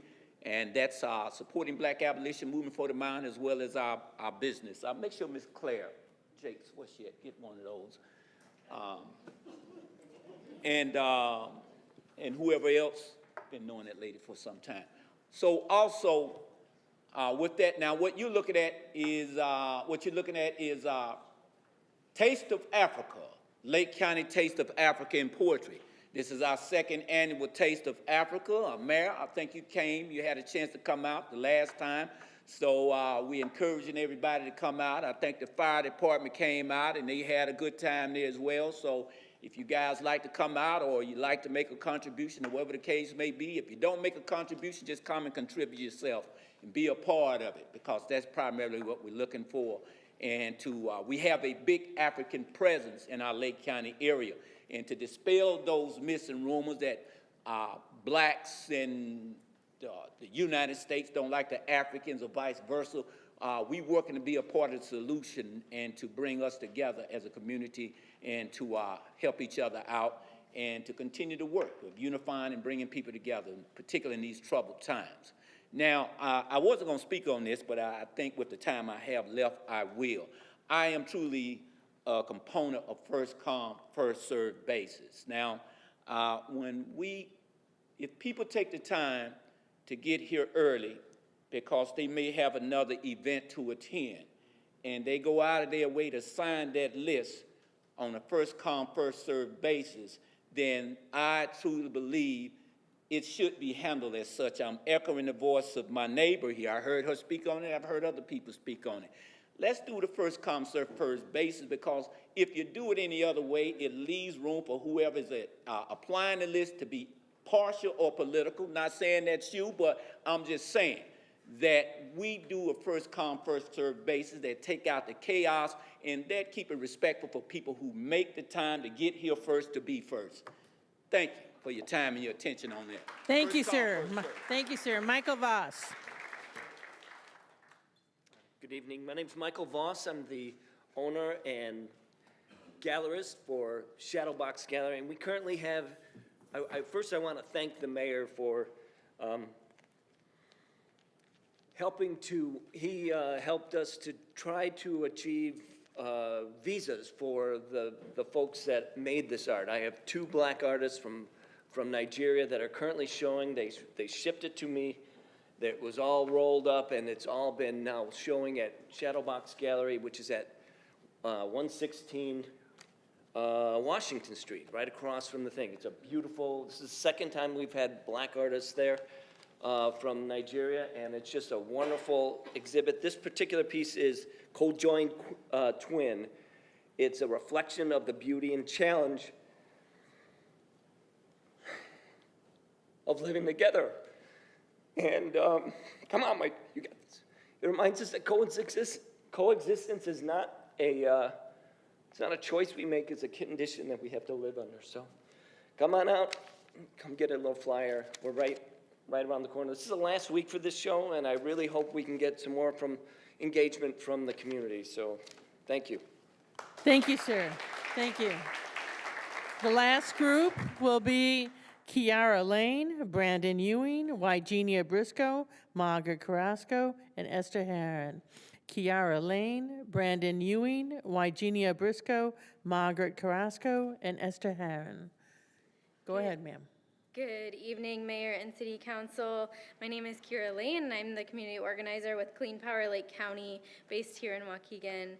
We believe that no community should have to bear the disproportionate burden of pollution, which is why we work to create a more just Waukegan. This evening, I'd like to extend 2 invitations.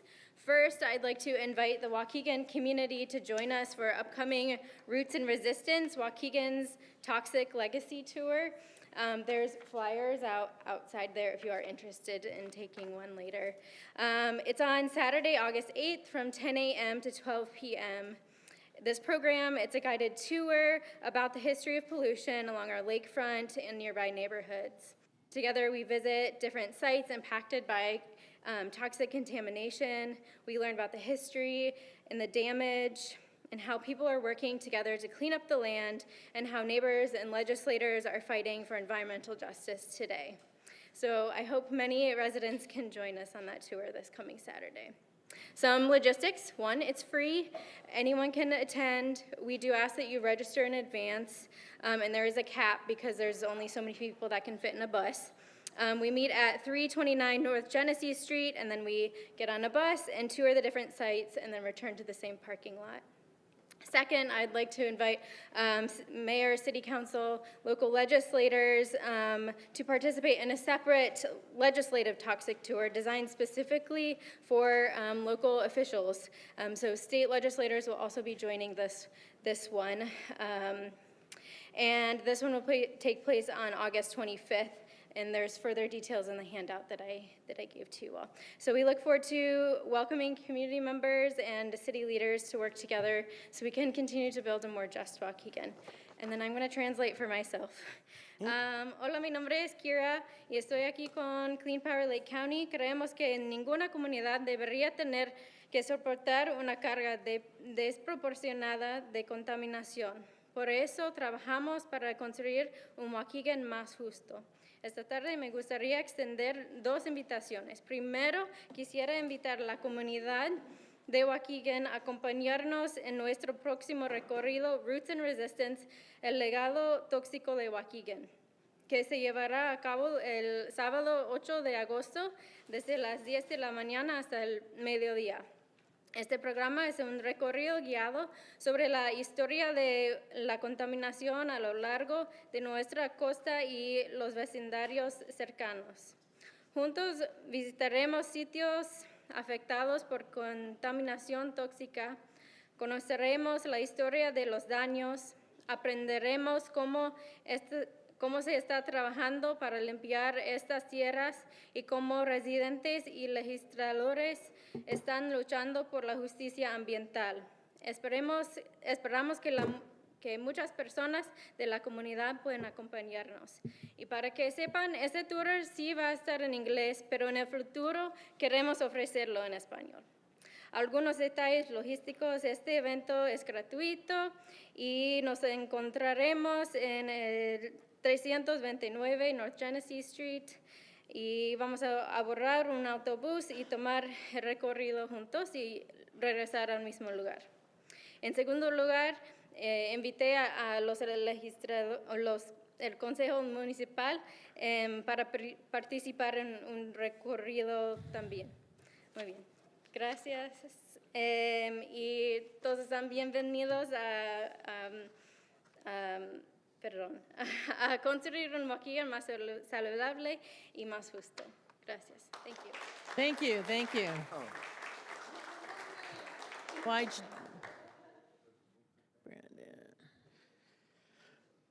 Good evening, Mayor, members of the City Council, Treasurer, Clerk, and members of our community. I look forward to working with each of you more closely. And one of the areas where I hope we can partner is around economic development, particularly continuing the revitalization of downtown Waukegan. It has been exciting to watch our downtown transform. Storefronts that sat vacant for years are now becoming home to thriving small businesses, creating new opportunities and attracting visitors and bringing renewed energy to our city. Tonight, I'm here to speak in support of one of downtown's newest potential businesses, the Twisted Diner, which plans to occupy the storefront that has been vacant since Subway relocated several years ago. As a city, we should continue looking for ways to support entrepreneurs who choose to invest in Waukegan. Businesses like this not only create jobs and attract foot traffic to our downtown, but they also strengthen our local economy by generating much-needed sales and beverage tax revenue that can be reinvested back into our community. The owners are Waukegan residents who have chosen to invest here in the city they call home. I hope you will vote in the affirmative this evening. I also look forward to working alongside each of you as we continue rebuilding Waukegan's economic base, supporting our small businesses, and creating a downtown that residents can be proud of. Thank you for your time and consideration. Thank you. Wygenia Briscoe.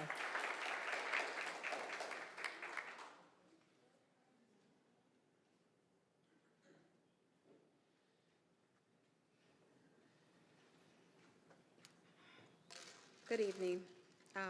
Before I start, which is what I really want to come up here and talk about, I just want to say, Diner, I really hope you guys make it. I know quite a few of you. I've heard the comments. Good luck to that. There is a article that's on social media right now, and it reminded me kind of like what happened at Vista Hospital. It was very graphic when it talked about how the young lady got locked out. She was out there, she was freezing to death.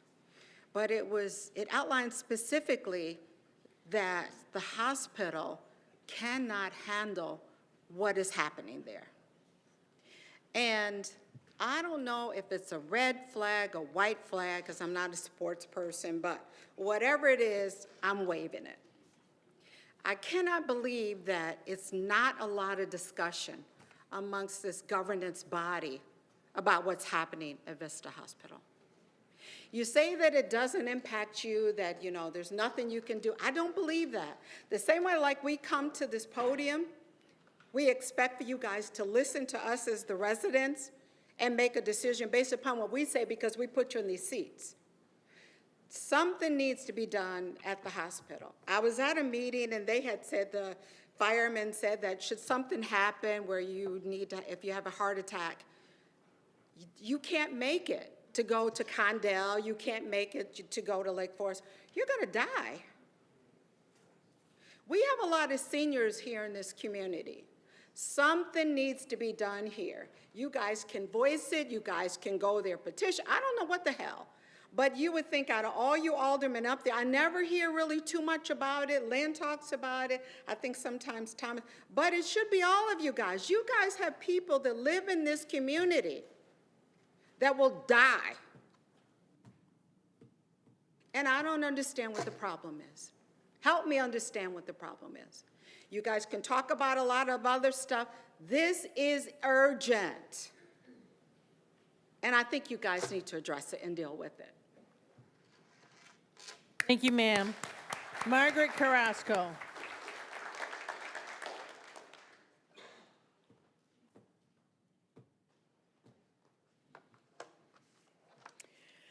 Good evening. Tonight, I have three things absolutely, I have no words to say, appalling. First of all, Mr. Marco Salcedo, an outstanding businessman, owner of DeMarco Hair Salon. Mayor, you know him very well.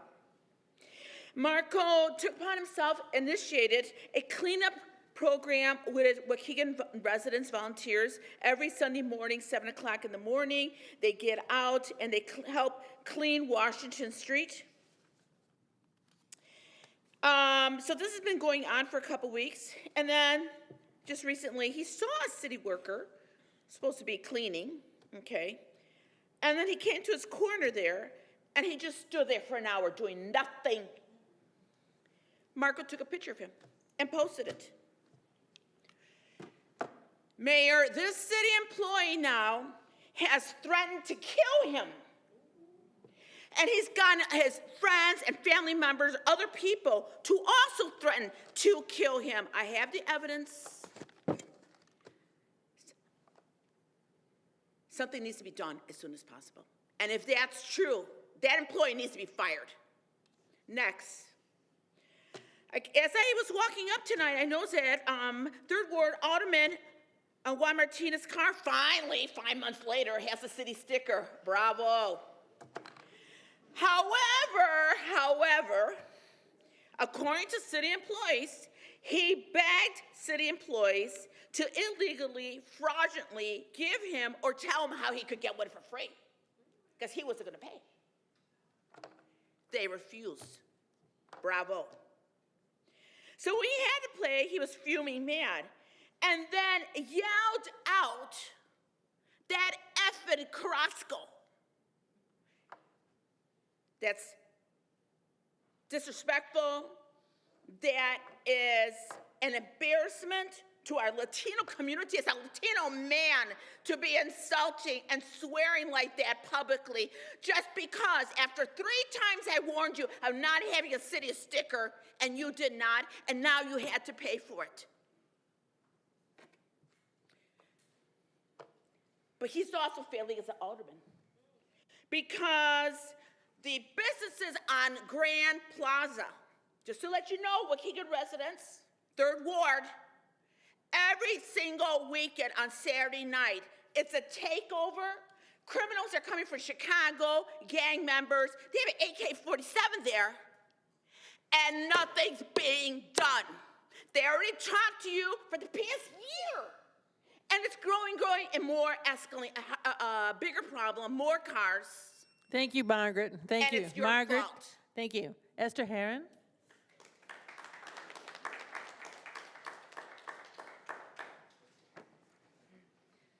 Good evening. Building on my years practicing architecture in Venezuela, tonight I am proud to share a major milestone through the SIA program. I passed the highly competitive Illinois Home Inspector Board exam on my first attempt, where the statewide passing rate is only 53%. Previously, I spoke about Venezuela's catastrophic earthquakes that collapsed 190 buildings, destroyed 60,000 structures, and sadly claimed thousands of lives. I also spoke about Waukegan current inspection method, where our city inspector only checks electrical outlets and smoke alarm. You might wonder why these two topics connect. Well, they connected last Monday, July 27. A severe storm and heavy rain battered Waukegan. High winds tore the roof of 18-unit apartment building. They tore down power lines, toppled trees, blocked roadways, and plunged local facilities into darkness. With my background, I see the warning signs. The campus has plagued Waukegan, especially on the south side. Lax enforcement feeds this urban blight. This is no longer just an aesthetic issue, but a crisis of severe structural and safety defects. Neglect doesn't stand still. It worsens with each passing year. If a regular storm caused this disaster, imagine a tornado striking these dilapidated buildings. We already know the stakes. In Florida, a 12-story beachfront building collapsed, killing 98 people due to ignored structural defects. Our current inspection system failed us. Recently, a city inspector with 15 years of experience stood right next to a handrail with a baluster gap wider than 4 inches. That is wide enough for a toddler to strangle in, yet the supervisor didn't notice or didn't want to. You must change your approach immediately. Waukegan could utilize the fire department to inspect fire hazards, allowing city inspectors to focus strictly on architectural and structural integrity. If they lack proper training, the city must equip them now. Waukegan families deserve structurally sound homes and a safe place to live and be proud of. Thank you. Thank you. Mayor, that concludes the audience portion. Thank you, everybody. Item 4, consent agenda. Consent agenda is items under consent agenda are considered routine and non-controversial and will be approved by one motion. If one board member wishes to have a separate vote on any item, it will be pulled from the consent agenda and voted on separately.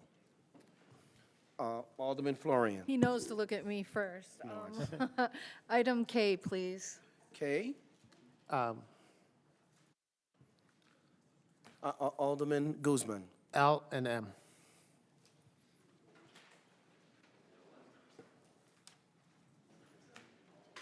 Okay.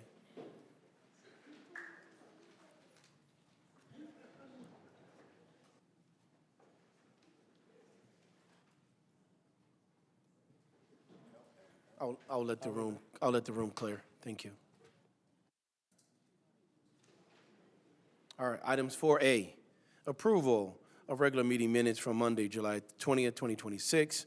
4B, approval of closed executive session meeting minutes from the regular city council meeting on Monday, July 20, 2026. 4C, resolution approving the release and non-release of certain closed executive session meeting minutes. 4D, motion to approve and ratify regular payroll dated July 24th, 2026, in total amount of $2,217,141.39. 4E, motion to approve and ratify miscellaneous payroll dated July 24th, 2026, in the amount of $166,276.97. 4F, motion to approve vendor payments dated August the 3rd, 2026, in amount of $3,304,324.02. 4G, resolution approving 1-year extension for advertising transit shelter agreement for 301 Grand Avenue. 4H, resolution approving utilization of Dukes for route control services for a 3-year time period per section 2-458 (I), (1), for an amount not to exceed $40,000 per year. 4H, for I, resolution approving the purchase of 2017 Vector from EJ Equipment, Inc. for a not to exceed amount of $245,000 per section 2-458 (I), (7). 4J, resolution approving agreement with Crawford, Murphy, and Tilley per section 2-458 (I), (4), for engineering services for the water main extension at Waukegan National Airport for not to exceed amount of $54,100.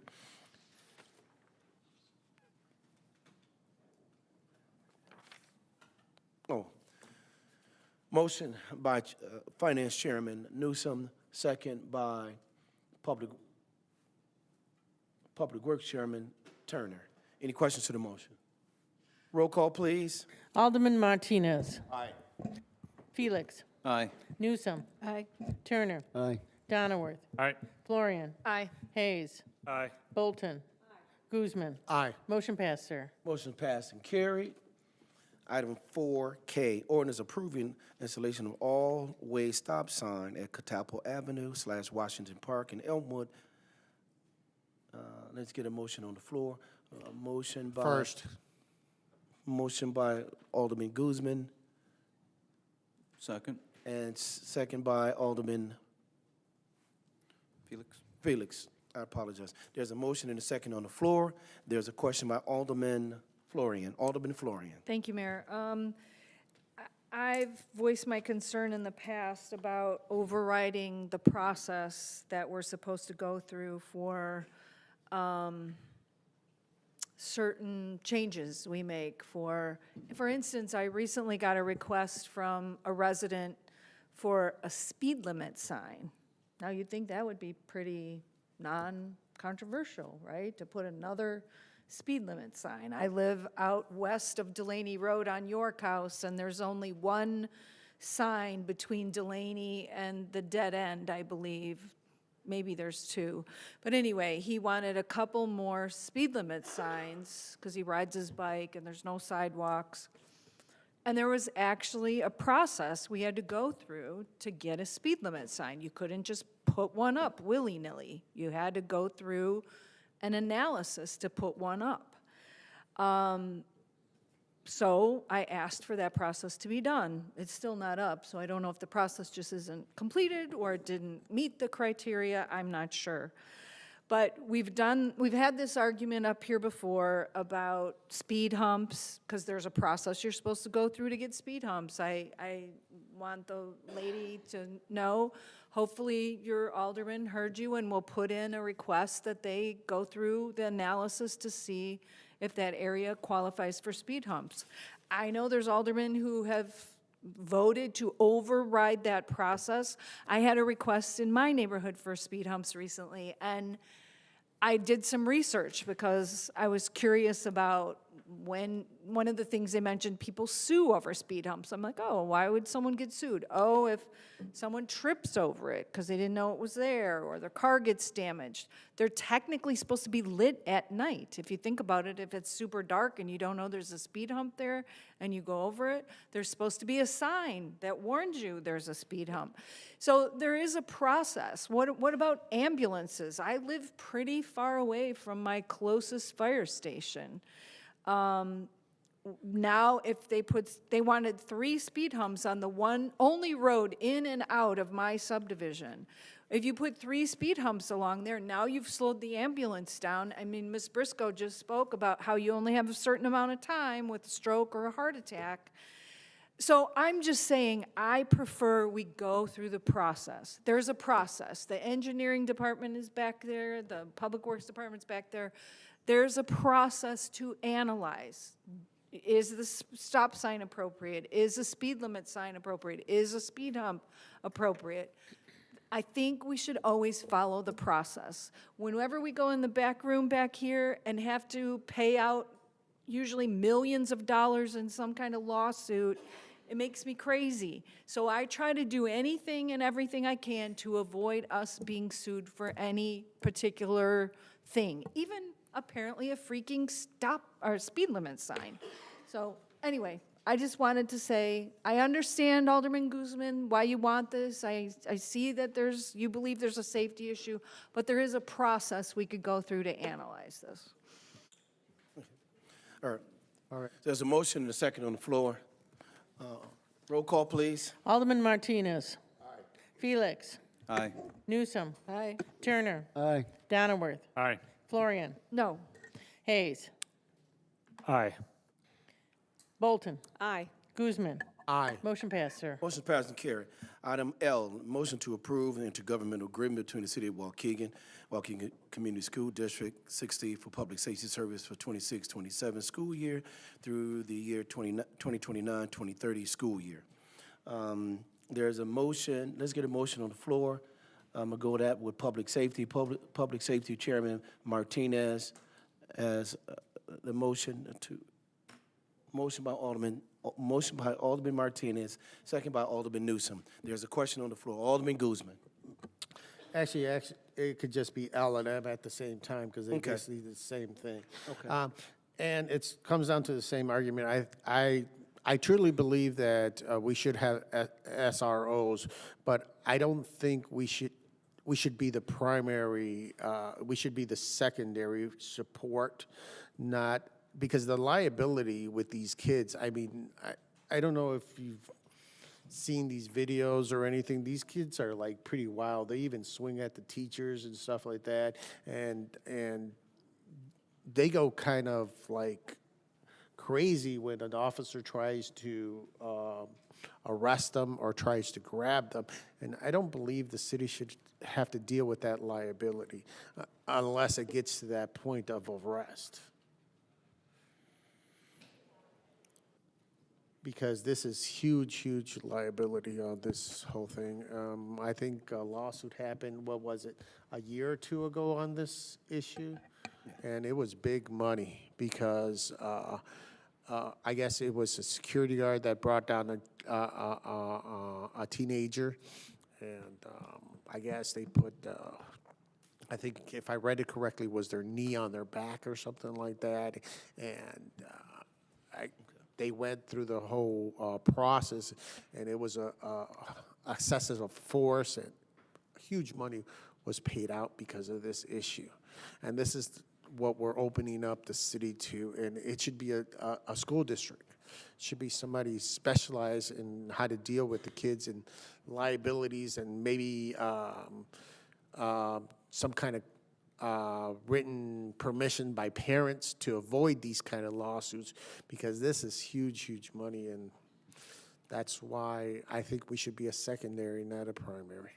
Thank you. Thank you, Alderman. Alderman Turner? Yeah, I just want to, I'd like some clarity because neither of these line items talk about costs or income or revenue or anything of that nature. I don't know. I'm going to vote on an agreement to provide, but what are we getting? So I would like some detail on item L. How much? I think it's $74,000 a year. Yeah, it was in there. It was. Yep. It was. It's not here. I'm looking. It's just not. It wasn't on the paper, but okay, 74. I think it's 74 per officer. If I'm getting it wrong, let me Pedro? know. But I mean, Alderman. and the city gets reimbursed, and I think it's invoiced monthly. Right. Sorry about that. I'm looking for Chief Mandro. I'm looking for the amount. I apologize. I had it and then I didn't, but Yeah, if I'm not mistaken, it was a $74,000, but we can pull that up. If Chief of Staff was good enough to give me some time earlier today, I think in general, it's the officer's salary, excluding benefits and training and some of the overhead costs, equivalent to a pension, equivalent to 8 months out of the year as opposed to a full year's salary. So that's where the number shakes out. If I'm getting the number wrong, that's the methodology for calculating how the school reimburses us. I don't know that it's dollar for 8 months worth of salary, but it was a negotiation, and I believe that's the number that was arrived at. By all means, correct me if I'm wrong. I think you're dead on that one. I don't have all that in front of me, but you're dead on that one. So here's my point. Yeah, thank you, sir. It shouldn't be a question. We should know. It should be included in this line item. If we're going to take a vote on it, we have a fiduciary responsibility to the citizens of Waukegan, right? So let's understand, put Alderman. that kind of stuff in the motion. I get it, Alderman. And that should be, that would be corrected. Great. Appreciate And you. no problem. All right. All right, any other Carry on. questions? Okay, roll call, please. Alderman Martinez. Aye. Felix. Aye. Newsom. Aye. Turner. Aye. Donnerworth. Aye. Florian. Aye. Hayes. Aye. Bolton. Aye. Guzman. No. Motion pass. Item M, I'm going to go to the same thing. Motion by Public Safety Chairman Martinez, second by Newsom. Motion to approve the intergovernmental agreement between the City of Waukegan and Waukegan Community School District regarding emergency response services. There was a motion, a second on the floor. I think those have been answered. Any other questions? Roll call, please. Alderman Martinez. Aye. Felix. Aye. Newsom. Turner. Aye. Donnerworth. Aye. Florian. Aye. Hayes. Aye. Bolton. Aye. Guzman. No.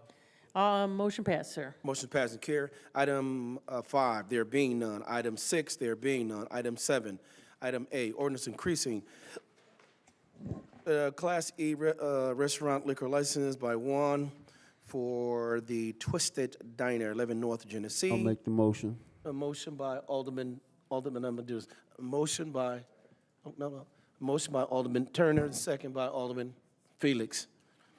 Any questions to the motion? Roll call, please. Alderman Martinez. Aye. Felix. Aye. Newsom. Aye. Turner. Aye. Donnerworth. All right. Florian. No. Hayes. No. Bolton. Aye. Guzman. Guzman? Aye. Aye. Motion passed, sir. Motion passed and carried. Item 7B, yes, 7B. Motion to direct Waukegan Police Department to issue requests for qualification from licensed towing companies. We're going to get a motion on the floor. Motion by Alderman Felix, seconded by Alderman Turner, to direct Waukegan Police Department to issue requests for qualifications from licensed towing companies. Any questions to the motion? Alderman Guzman. Okay, I have made specific recommendations to towing ordinance, and for some reason or another, I don't see them on there. I mean, let's start off with the obvious.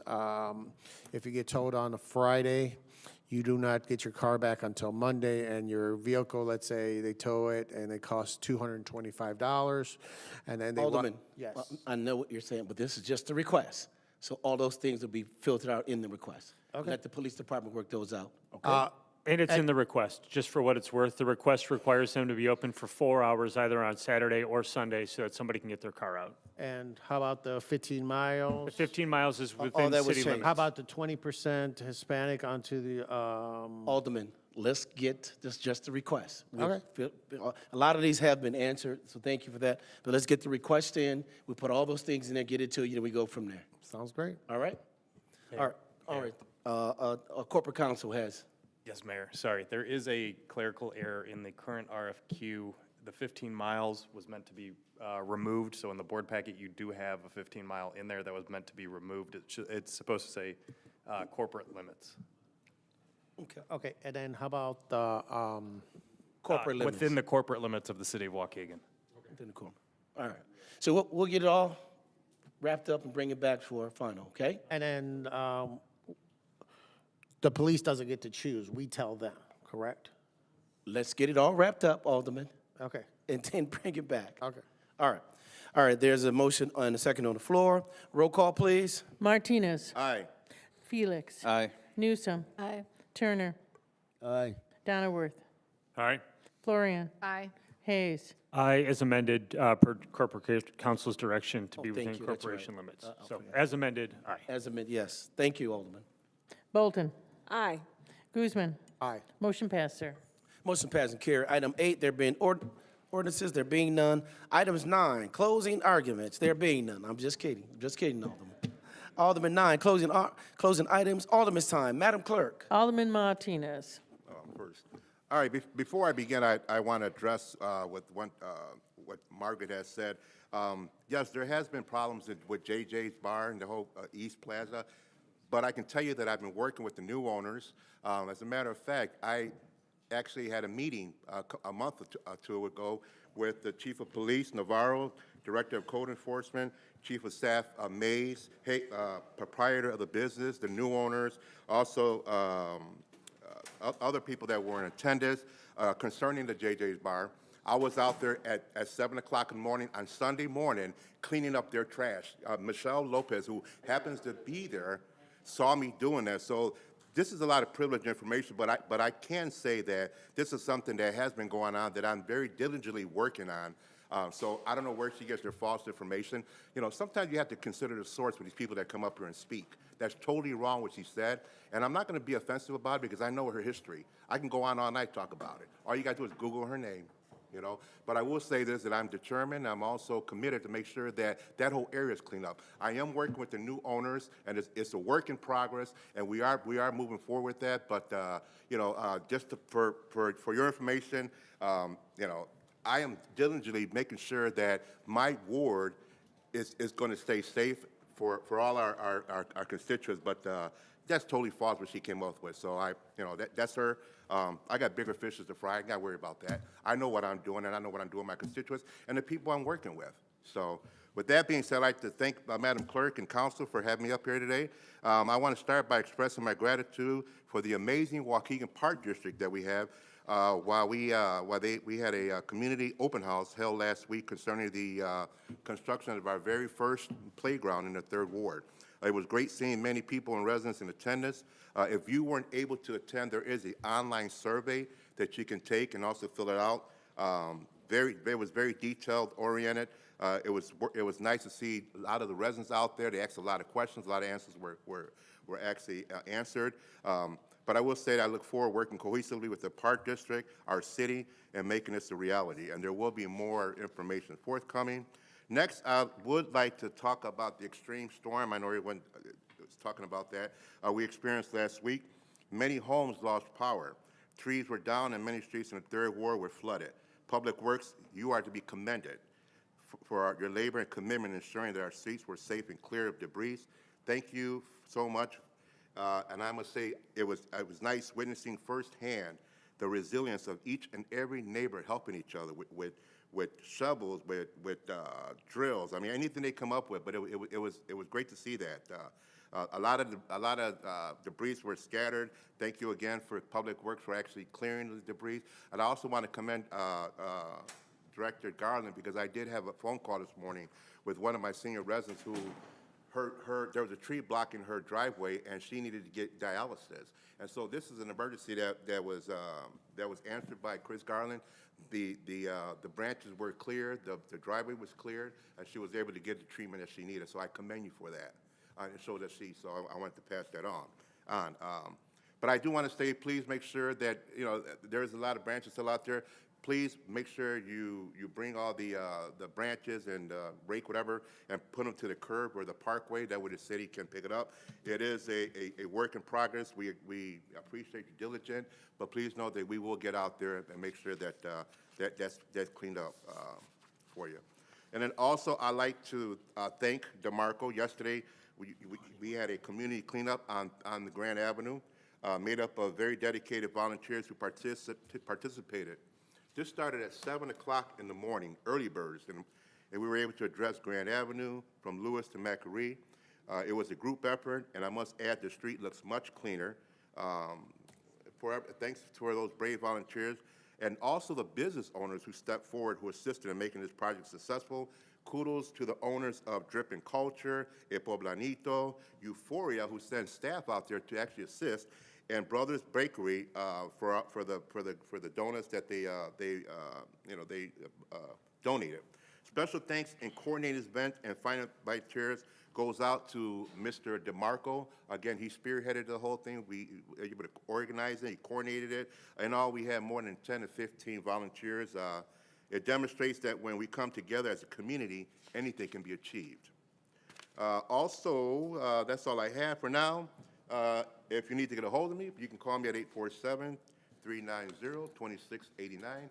I just ask my constituents to please be safe, be mindful, and let's all be good neighbors. Good night. Alderman Felix. Thank you.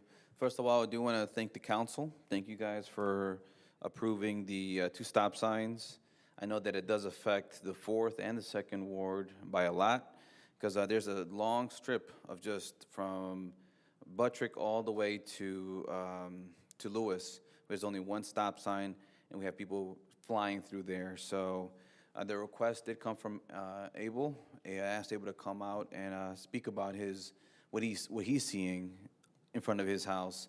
So great progress. I spoke to our chief of staff. I tried to tell him, I really tried to make reasonable requests. I don't ever want to just make a request without having some back into it. Studies are great, and I think they're very helpful, and we need them. But also, at the same time, as the resident said, some of these things don't get reported. There's a lot of speeding, crashing, but I'm glad that we're able to take care of that.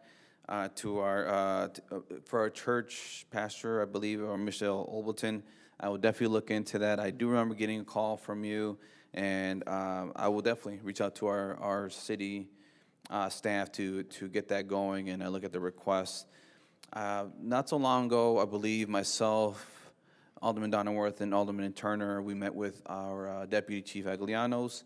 One of the discussions was school zones. What determines a school zone? I know I have a few school zones on Buttrick, and we're looking to see what determines how we can get a school zone there. So definitely great topic to bring up, and we're going to continue to work on that, especially over there in front of the Lions Math and Science Academy. So thank you for coming up. I always do appreciate people coming forth, and not only I hear it, the council hears it, the need for these things. So thank you. Another thing that I wanted to bring up, the toxic tour. I took it for the first time this year. I've heard about it. I hear things about our toxic sites, but it's really important to just go and check it out for yourselves. We have good information from Kiara, from Myra, from Killeen Power Lake County. It's a part of our city. It's good to know what our history is like. That way we can be aware, and it's part of our city. We need to embrace where we're at, and hopefully we can have more engagement as to where our future looks like. So thank you for bringing that up and continuing that program this year. Let's see. I did thank you, Alderman Martinez, for reaching out to take your place at the second annual Youth Civic Engagement and Leadership Lunch. We had the congressman, we had the state rep, and also the state senator come, and we sat down in a panel. We listened to some of the questions from some of the students from different, I believe, just one organization, but from different cities. We had Zion, Waukegan, or Chicago. Asked great questions. One thing that I brought up is that it's very important is to understand our systems, what level of governments, how those systems work, and how they intertwine sometimes is very important. That way, if there's an issue in terms of gun violence, where can we go to that? How do our governments work together, the city and the sheriff, for the Lake County? It's important for us to know that. So from my end, when you want to tackle a problem, you need to understand the systems that govern it, and that way you can, look at it from the outside and see what the moving parts are to get to the solution. So I can tell that our city and our neighboring cities have great minds working, and I'm happy to see that that's part of our future. So thank you again, Alderman Martinez, for reaching out to me for that. Let's see. And now, in the last 2 weeks, we've had a lot going on in the 4th Ward. It's summer. I'm trying to get, activity going. I'm trying to activate the 4th Ward. There's a lot of things in the 4th Ward. We have the beach. We have different areas and different parks in the area. I want to say thank you to our licensing department that worked together with our beach coordinator, Lisa May. We're able to use one of the pavilions there, I believe Dunes, the Dunes Stage, I think Dunes Stage, or Dunes Plaza, there you go, Dunes Plaza. We were able to do a dance thing where this Sunday at 11 o'clock we met up. We had an instructor there give his time, and we were dancing cumbia, bachata, salsa, and we had a good turnout. We had about 40 people of all ages enjoying and learning how to dance, because I don't know how to dance really good. I try, but we had a good instructor teaching us how to dance there, and there's more to come. We still have plenty of good warm weather, so I'm hoping to do more events. So if anyone else wants to participate or have any other types of dance, it's not a Latin thing; it's a community thing. So I'll learn anything. So I love to dance. Good thing happening in the 4th Ward. Thank you to Carmen. She has a social club dance that helped find the instructor, Ivan Flores, and also Roberti Community House also partnered up with us to get the word out there. This all came together because I participated in a 5K run with Roberti House, and right after we were done, we were just put music on, we started dancing, and the people were excited, so we ended up just saying, hey, we'll have something like this planned and enjoy it, and here we are. So this was a month ago, now we did it this past Sunday. We'll continue to plan more things moving forward. So that's a great thing. Also, along with Marco from DeMarco on Washington Street, I've complained about it. I know that I've talked to our city staff that, we should work on our corridor. We repaved Washington Street, which is great, but sometimes we have these weeds, sometimes we have businesses not cleaning up after themselves. So DeMarco took it upon himself to gather up a few community members, along with my support, and we decided to go out there ourselves, clean up the streets. So we did week 2, and so far we started going all the way. I think we went all the way to Macquarie. Washington started on by Buttrick. So good initiative. I mean, there's some comments there that the city should do it. Yes, the city should do it. We do our part. We throw away the trash, and we have our street sweepers, but why not our city, our residents also be involved in keeping our community clean? And I think this is a good initiative, and I will continue to support it. And as you can see, we moved from Washington to Grand Avenue with Alderman Martinez, and hopefully it moves everywhere in Waukegan where we need the attention to keep it clean. So that's that, and we'll continue to work on it. I think we're floating the idea of 10th Street or something like that, so hopefully we can work on that in support of it. During the thunderstorms, where I got called to move a branch from one of my residents. So I drove over there. I didn't think it was such a big deal, but then I opened my door and I saw my tree moving and snapping. I'm like, oh wow, it's gonna be a crazy one. So I got a call on that day from my residents, and I was able to go out there and move the branch myself, but she was scared. And then that started a long day where different people were calling me that they had branches falling, and as I got them, I will send them to the Public Works Director, Chris Garland. They were already on it, and probably already had it on the list, but I just want to make sure to send it to them. And the next day, they were all, what I've sent in my list were taken care of, and we continue to work on that. I got a call regarding an apartment that lost its roof, and I'm honored that they called and asked for help. When I got there, our city staff was already there. They were working hard, making sure that we had the Red Cross there, because we're talking about an apartment that had about 16 to 17 units there, and about 40 to 70 people that didn't have a place to stay. The light went off, the roof was ripped off, so they didn't know what to do. We had a lot of community members come together, including Julia Contreras, Karen, Cindy from different organizations. We had our city staff there trying to do what we can. So we had some community leaders come out. They even went to the church where the residents ended up staying and helped volunteer to give food to the residents. Some of these things people don't have to do. I mean, we have our own lives to take care of. So it means a lot, at least coming from my end as an alderman, to seeing so much engagement from our community. I think it's just a snowball effect. More and more people will start getting engaged. So that was a crazy day.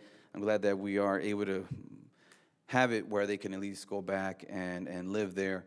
And I know there were some underlying issues that we found out, and the city staff, at least from my end, we're working with them. So they can always, anyone in the city can always create fill out a complaint form to our building department if they see anything that needs attention. So we welcome that. We want to make sure our city is safe.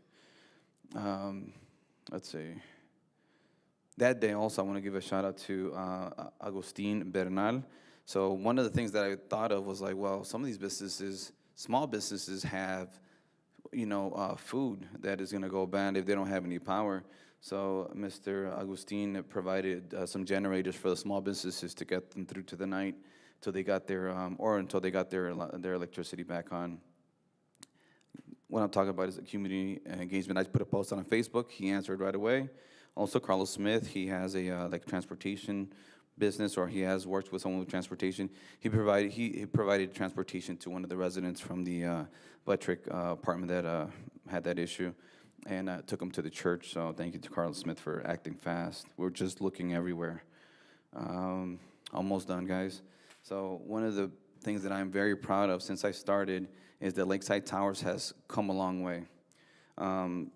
We have good communications with the owner, the management team, Ms. G from the management team cares and loves the residents, and she does the best that she can. Now we're at a point where we're working together, and along with the Recipio, Pastor Gonzalo, and who else? Marco. Marco kind of on the third-party way, he's helping out huge, because we wanted to provide backpacks for the kids that live there.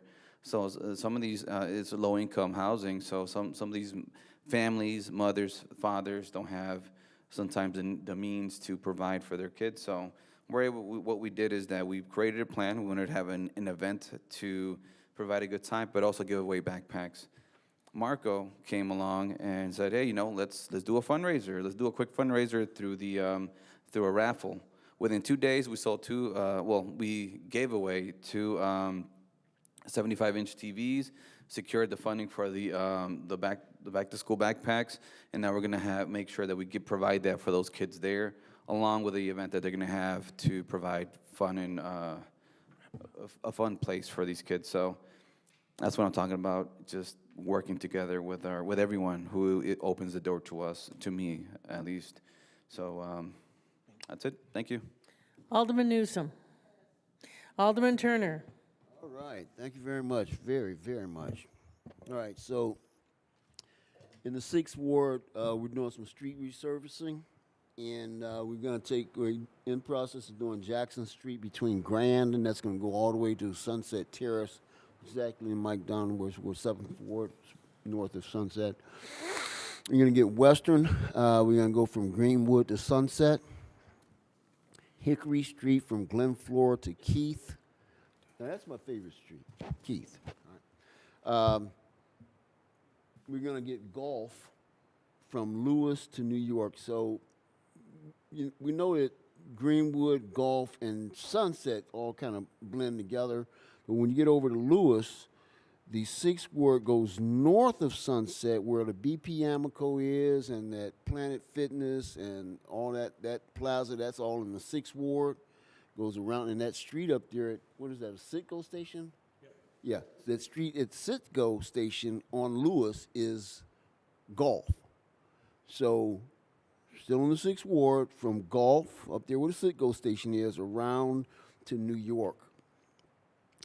And then we're going to do Pacific, Atlantic, and Keith from Western to North Avenue. And we're going to get Western from Greenwood to Sunset. Yeah, okay, got that. All right, cool. So that's that. There's still a lot of talk about speed humps. Boy, I'll tell you what, I'm getting more and more requests, and I think many of the aldermen are getting these requests. Even Alderman Florian alluded to a request that she received. But Lynn, I want to share something with you, because you talked about the process, and the reason there's no process is because the state of Illinois does not officially regulate or recognize speed humps as official traffic control devices. Because they are absent from the state's official traffic manuals, regulation and installation are left entirely to individual local municipalities. So that's what I told you. All you have to do is ask. You don't have to, there's no survey, all that. And we talked about that when we passed the resolution to do speed humps. Just ask for them. You don't have to get a big old study or anything like that. Now, it is true, and that IDOT book is about yay thick. You want a stop sign, you want a stoplight, all that stuff. Oh, my God, it's an entire process. But the speed humps are not included in there because Aren't we they're not home regulated. rule? Don't we get to decide our own rules, Mayor? Not the IDOT stuff, not the roads. Anyway, I just wanted to share that with you. Finally, Hip Hip Hooray, August 22nd from 10 a.m. to 2 p.m. Our 17th annual ice cream social right there in the 6th Ward, Todd and Steve. All right. It's going to be at Glen Flora School on Saturday, August 22nd, again from 10 to 2. And as usual, this is on me. So it's ice cream, tacos, and barbecue at the right price. Free. It's free food. Y'all come down and get it, okay? And that's what I have tonight. Thanks, folks. We'll see you on August 22nd. Alderman Donnerworth. Make sure Thank you very much. Make sure you have the big ice cream Appreciate it. sandwiches. Yeah, we'll be there for the ice cream. Again, as always, I like to thank the city staff and employees for everything they do every day. They're out there. I had one of my ward people come tonight. She was having problems right down the street from where I live with the kids in the street and the cars speeding down, and they didn't have anywhere to go other than up on the grass there. We're looking into it. I know they made a police report, and we're going to hopefully find this guy, who I believe they said lives in the neighborhood there. What I can do is, try to look for slow children signs or something to slow these people down. Speed bumps, speed humps, all can work. We just had speed humps put on North Bonnybrook. We had 3 of them put on North Bonnybrook. The minute they went in, I had 5 people call me and thank me, and they were hearing cars screeching their brakes because they didn't see these speed humps, but they were marked. They had a little sign right there, and then they slowed them down, and then they didn't have to any more problems with them speeding in between Macquarie and Lewis Avenue on North Bonnybrook. Also, we're looking for other areas. I've had numerous requests for, speed humps on Linden, speed humps on Western, speed humps on Jackson, all over the place up there, and we're trying to move as quickly as we can to get these in or get them arranged. Or they've been also requesting the flashing stop signs with the flashing lights, which, we look into too. I was out during the storm damage there and looking at everything in my ward. We got some big trees, with some huge trees up there. And we had a lot of damage there, and, thank God for city yards. They came out and did what, they had to do. They cleared a lot of them off of the street. I was actually up on South Bonnybrook, and a tree, huge tree, fell across the road, and it was so big and it was curved over the road that I was able to drive my Telluride in between the road and the tree down to where the ComEd pole was in the street, and they were able to shut the electric off over there, and then they came in with their new workers, and they put new poles up. And other than that, that was the main thing we had going. Thank you. Alderman Florian. Thank you, Madam Clerk. I want to thank Public Works and their crews for their response this storm, which I'm calling a Lake Michigan hurricane. I think that's something we should trademark, because it was definitely maybe not a tornado, but it was more than a thunderstorm, in my opinion. Anyway, there's still cleanup to be done. Be patient with the crews coming out. I mean, on my way here, I saw piles and piles in people's yards. They'll get to you. Just give them time. It's a lot, and they're still probably taking down trees. I drove through Castle Crest, and there was a double trunk tree that was split where they connected, and it was gonna fall any minute, I think. So hopefully we get to that one before that happens. I want to remind everyone about the new light going in at Northern and Sunset. Be patient. I don't quite know how long that takes. I'm guessing about a month or so. So be patient when you're traveling in that area. Watch for the crews working and so on. It's kind of a tight corner anyway with 4 lanes on Sunset.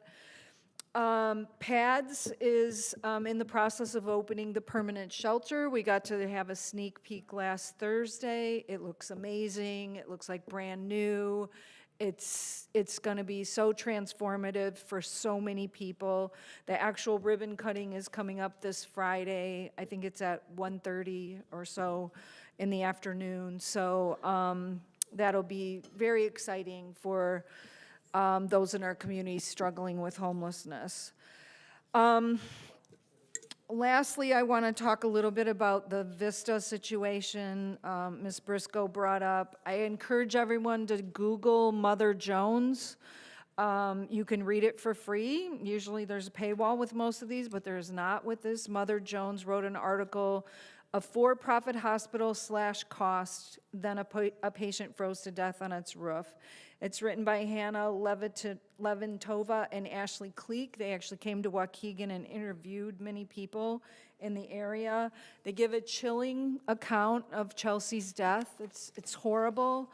And I knew this at the time she passed, but I had forgotten that they say in here, according to court filings, the hospital first told Chelsea's family that she had been found in the parking lot of a Dollar General down the street. Then her brother was told she was found in the backyard of the hospital. Only after the family requested her medical records did the hospital admit the truth, that she ended up on the roof and froze to death. I mean, it gives me goosebumps. It's just horrible. The owner of the hospital, his name is Michael Sarian. The article goes into great detail about his history.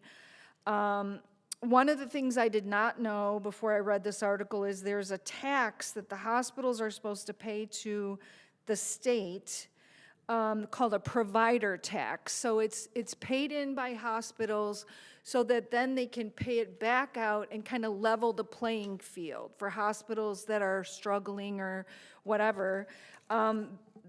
They found that the AHS owns 2 hospitals in Illinois, Vista and one down near St. Louis. The 2 hospitals owe more than $116 million to that.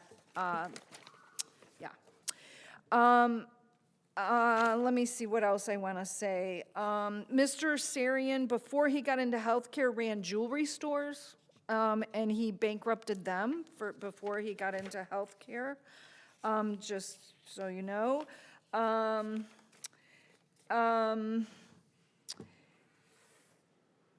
He's started several different companies in order to divert money, in my opinion. 29 million of that 116 million was owed by Vista back, I'm not sure about the year, but I'm gonna guess it was around 2024. They owed 4.08 million in unpaid food services, another 27 million more in unpaid bills, and at the same time, this guy's creating a new company. Shortly after that, the state of Illinois gave Vista, our hospital, $4.5 million in aid money, some of it from that provider tax pool I was mentioning. At that moment, Vista's outstanding property taxes and bills were over $3 million. But instead of using that money to pay those debts, which was taxes, water to the city, ComEd, you name it, the CFO told people later that someone at AHS directed him to transfer the full sum of the money, the $4.5 million, to complete the purchase of another hospital in LA. They took our $4.5 million from Lake County, state of Illinois, and bought another hospital in LA. Meanwhile, their taxes are going unpaid. And at the same time, the owner of the corporation flew to France and bought a villa. He posted on Facebook, white stucco, crystal blue pool, and palm trees, not far from the beach. So, I mean, it's kind of stunning. I mean, I've paid a lot of attention to this whole thing since the beginning, but I learned a lot in this article. There's much more here. I can't read you the whole thing. But I did, Ms. Briscoe, look up, you talked about why aren't we doing more. The Illinois Department of Public Health is who licenses hospitals and investigates quality of care, safety, and patients' rights violations. You can submit a grievance through the IDPH File a Healthcare Complaint portal or call their hotline. The Illinois Attorney General enforces consumer protection laws, financial assistance, charity care reporting under the Fair Patient Billing Act. We don't license the hospital. We don't have any control over what happens there, unfortunately. But I am very disappointed that we don't have some of our state people coming here and giving us their point of view. What's going on? What does the Illinois Department of Public Health know? What are they doing to hold their feet to the fire? We haven't seen any of them here in months, or maybe ever talking about the hospital. But there is going to be a couple of community conversations coming up on Wednesday, this coming Wednesday at Dripping Culture at 7 p.m. There's going to be a community conversation about VISTA, and also on Wednesday, August 12th at the Puerto Rican Society. Both of those are at 7 p.m. So if you are interested in this topic, I mean, I really personally think, based on what I've read, we're this close to this hospital closing, and it's frightening. As was mentioned, you only have a certain amount of time to get to the hospital when you have a stroke, a heart attack, one of those critical life-threatening events. And having people from the north side of Waukegan go all the way to Condell or Lake Forest is just not going to be acceptable. Plus, we're going to need more personnel to do those things because they'll be gone longer. So that's all I have. Alderman Hayes. Thank you, Madam Clerk. Couple of comments. I'm going to bounce around a little bit.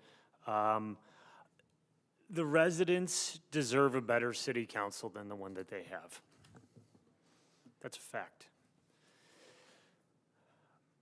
I think multiple aldermen have mentioned speed bumps, school zones, and different precautions we need to make or take to protect students within the school zones, and I entirely agree with that. Yet tonight, we approved a liquor license and a gaming parlor across the street from a school. And this is not the first time. What does this mean? Here's another fact for you. A proposed moratorium on liquor licenses was pure lip service. You can qualify it however you want. It was lip service designed to catch a headline, and that's exactly what it did. The council continues to approve gaming. We don't need more gaming in this city. We don't need liquor stores. We don't need liquor licenses for establishments located next to churches or near schools. There are arguments to be made for and against a liquor license that was approved for tonight for the diner downtown, and I understand both sides of that, but I don't see how anybody up here can knock on someone's door, ask them to trust you as you sit in this chair for 4 years, and then approve a liquor license next to a school and gaming. It's shocking to me that we can't be more forward-thinking. That is an easy no. That is low-hanging fruit. It's maddening. You want to talk about speed humps, and you want to talk about all these other tangential issues. A liquor license in a school zone, hard no. We even alleviated the rules around that. I'm stunned at the decisions that we continue to make. SROs, before I talk about SROs, let me apologize to every single high school student in the Waukegan high schools. An alderman up here tonight, not too long ago, lumped them all together and said they were, I'm going to mess up the quote, but wild and out-of-hand youth putting our police at risk. That's wrong. That's embarrassing. The students should be offended. I have fought against SROs in the past on financial grounds because the school wanted them for next to nothing, and we said the school should pay their fair share. But I don't see how you can fight against putting friendly police officers in a school to build positive relationships with students, build trust with students. The police are not the enemy. Nobody's perfect, but the police are not the enemy. They build a positive, lasting relationship in the schools. And they are also there to deter the conduct that was so erroneously characterized tonight. So personally, I would have liked to see the price of the SROs escalate with the pension increases, should they increase over the next few years, but nonetheless, I think it demonstrates a positive partnership between the city and the schools. I think that the administration did a good job of being forward-thinking and having it extend out for a few years so it doesn't become a political football every year.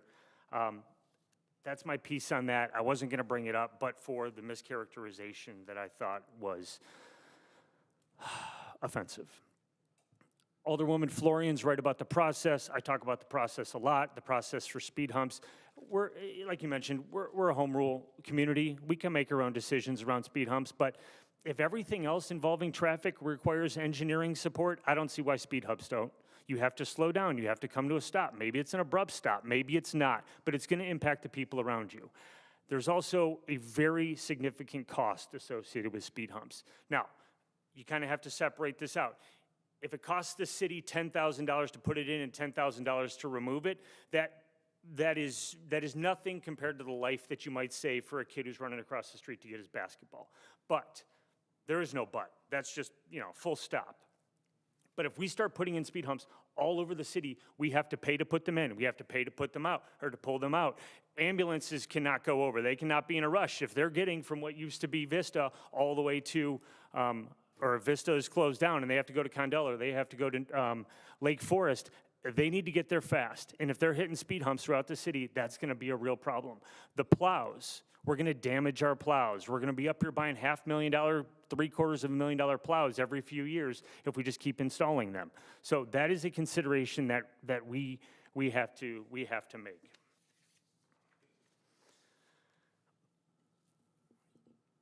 In the 9th Ward, 120, you can turn onto River Road heading south. I challenge anybody to go out there and explain to me how you navigate that intersection. I've lived there for 8 years, and I got to tell you, I don't have a clue on who has the right of way as you come across this intersection. But what I know for sure is that somebody lost their life there a few years, and when I contacted IDOT, they said there had not been enough, I can't quote them, incidents at the intersection to warrant further action by IDOT. I went so far, and I believe I've said this up here before, to invite the few people that actually responded to my email to have their teenage kids come out and try to navigate that intersection. It is terrifying. I don't want my kids, when they're old enough to drive, to do it. There are cars that come, heading north off of River Road to turn left onto 120, and if I am heading west and I go to turn south onto River Road, if anybody followed me on that, you're smarter than I am. It is a real challenge. I don't know who has the right of way. I almost got in an accident there. I know that the city can't do anything about it, but somebody with more influence than me, please contact IDOT. Please try to get some sort of signal there. And it's going to get worse because we have 59 homes being built right there at that corner. I know that they're working on the roads and they're doing other things, but I have been told in no uncertain terms that there will not be a stoplight. Lastly, I just want to say, top of mind is the police department and public works, but it really goes for all city departments. I continue to be amazed and slightly put to shame by how quickly you respond to emails. I wish that my response time was that fast. It is almost immediate from somebody in public works, even if it's just that we're received, we're on this, we'll be in touch. Within the police department, the mayor's office, I get quick responses. Josh picks up the phone every single time I call him and helps me walk through some issues.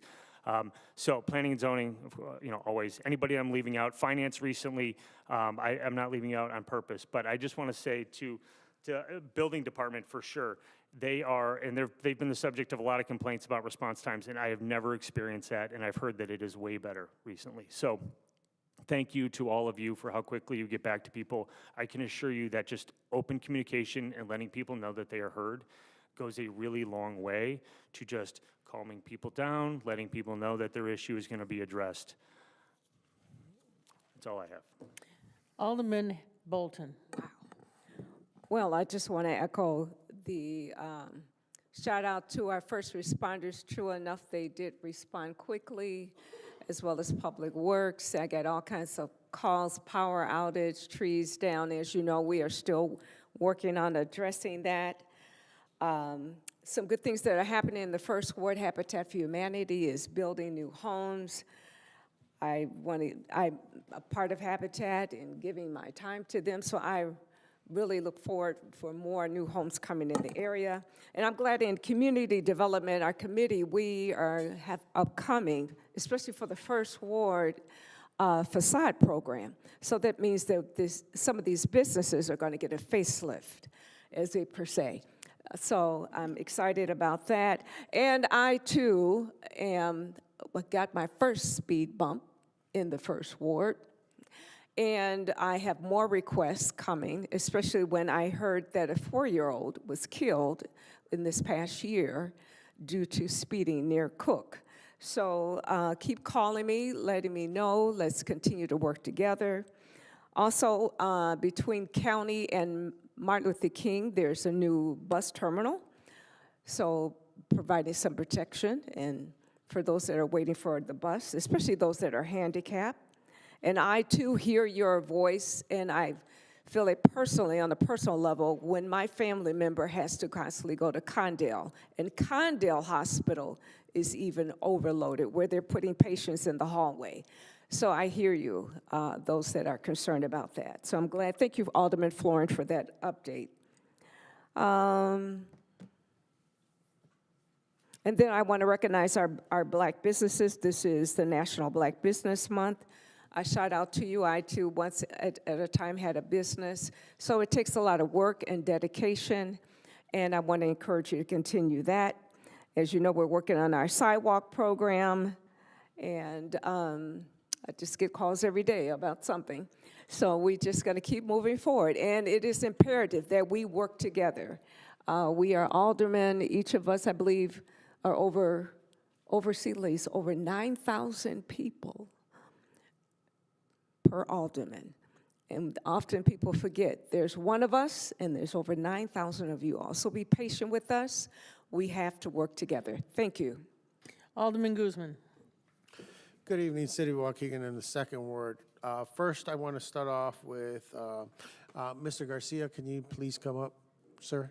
I'm going to put you on the spot. What's there? Well, the problem is that we did a proclamation for the treasurer's office today, and it said deputy treasurer, but I remember looking at that budget. It did not say deputy treasurer on there. I remember it saying assistant finance director. Alderman. So, Alderman. does it need to be fixed on there, or No, what's going Alderman. I'll talk to you about that. It has nothing to do with that, and Okay, that wouldn't be his call. Thank you. because, I mean, I'll definitely get with you on that one. sounds great. Thank you. Second, multiple times residents have come up and spoken about Vista. I want to start off and saying once again, that I truly believe it needs to be a county hospital and it needs to go to the county. I believe they're the only ones that can fix this. I don't think the state, especially us, can't do anything about it. I will be holding the next month, or this month actually, the intergovernmental committee. Please join us when that's posted, and that's going to be one of the main topics for that committee. Okay, let's go to the SROs.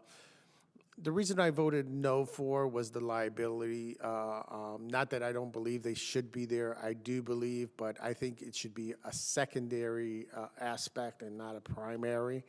We have to do whatever it can to do for our kids, for their safety, but the liability is just so high. With the videos going on and the kids cursing at teachers and swinging at them, and the lawsuits that are going on, it needs to be, I mean, either like waivers or something needs to be happening, and that's why I voted no. Not that I didn't believe that our schools need protecting. They do. They do. It is part of our future. They are us in the past, which is us in the present, which is us in the future. Okay, so let's get that corrected. Okay, a very important thing happened this July 30th, 2026. A resident, which is my neighbor, Catherine Durst, turned 100 years old. very huge aspect. I wanted to say happy birthday. I got to speak to her, talk to her for a little bit. She was a little shy on the pictures, or also I had pictures. I'm working on a recognition sign for her to be put on Pearsall Parkway, which I will cover all the cost for, which will be for 1 year, 1 year. Okay, most of these people that get recognitions and stuff like that, for some reason they think their sign lasts there forever. It does not. It's not supposed to. It's supposed to be there for 1 year and 1 year only, and then it comes down and then gets turned into the family or the person that's there. And I think it's something well-deserved. She actually got a letter from the White House acknowledging her accomplishment, because that is a huge accomplishment. I wish I make it to 100, because that would give me about 50-something years more, and I'd be happy with that, you know. But hooray for her.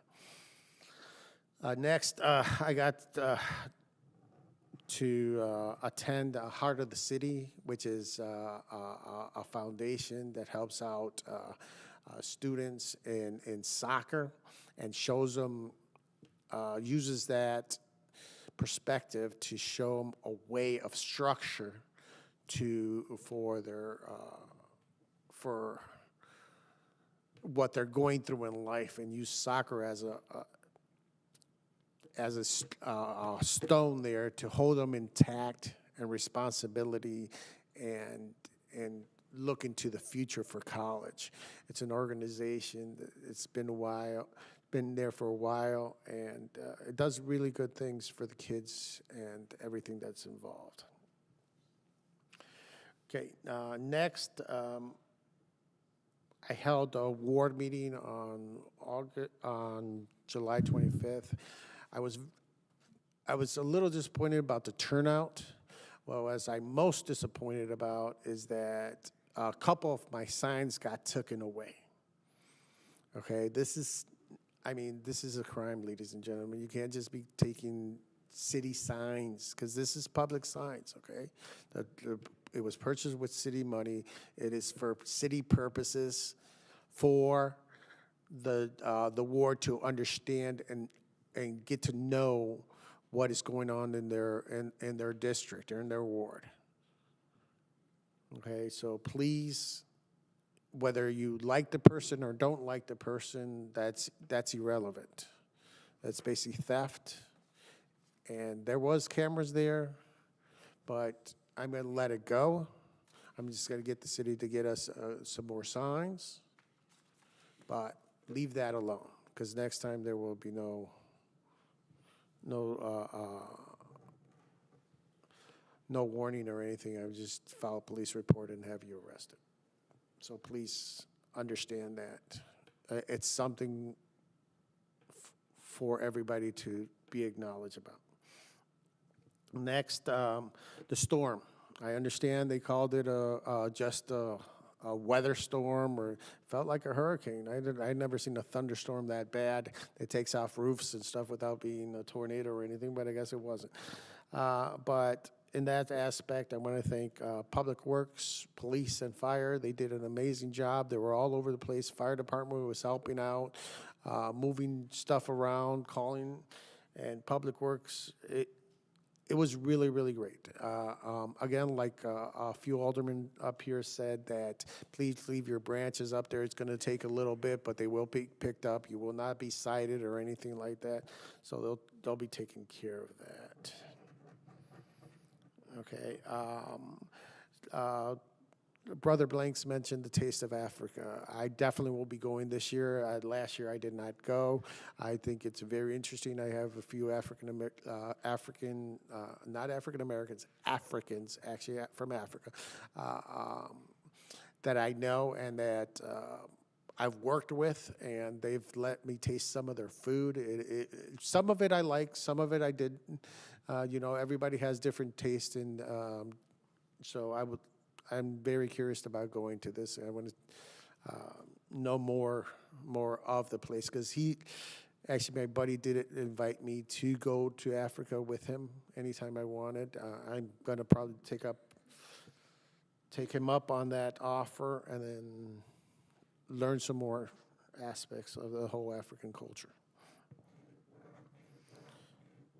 Okay, next, it's been 2 months since the appointment for the Waukegan Port District has been expired. I want to know what's going on with that.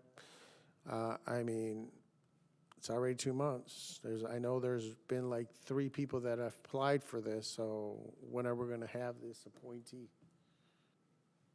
I mean, once your term is up, it's time for you to go or get reappointed. And if you've been there for so many years and other people are in line, it's time to be reappointed.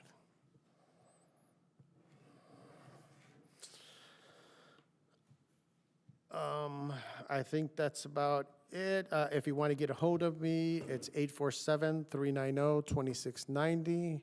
Finally, I want to say God bless the city of Waukegan, the great state of Illinois, and these United States of America. Thank you. Thank you.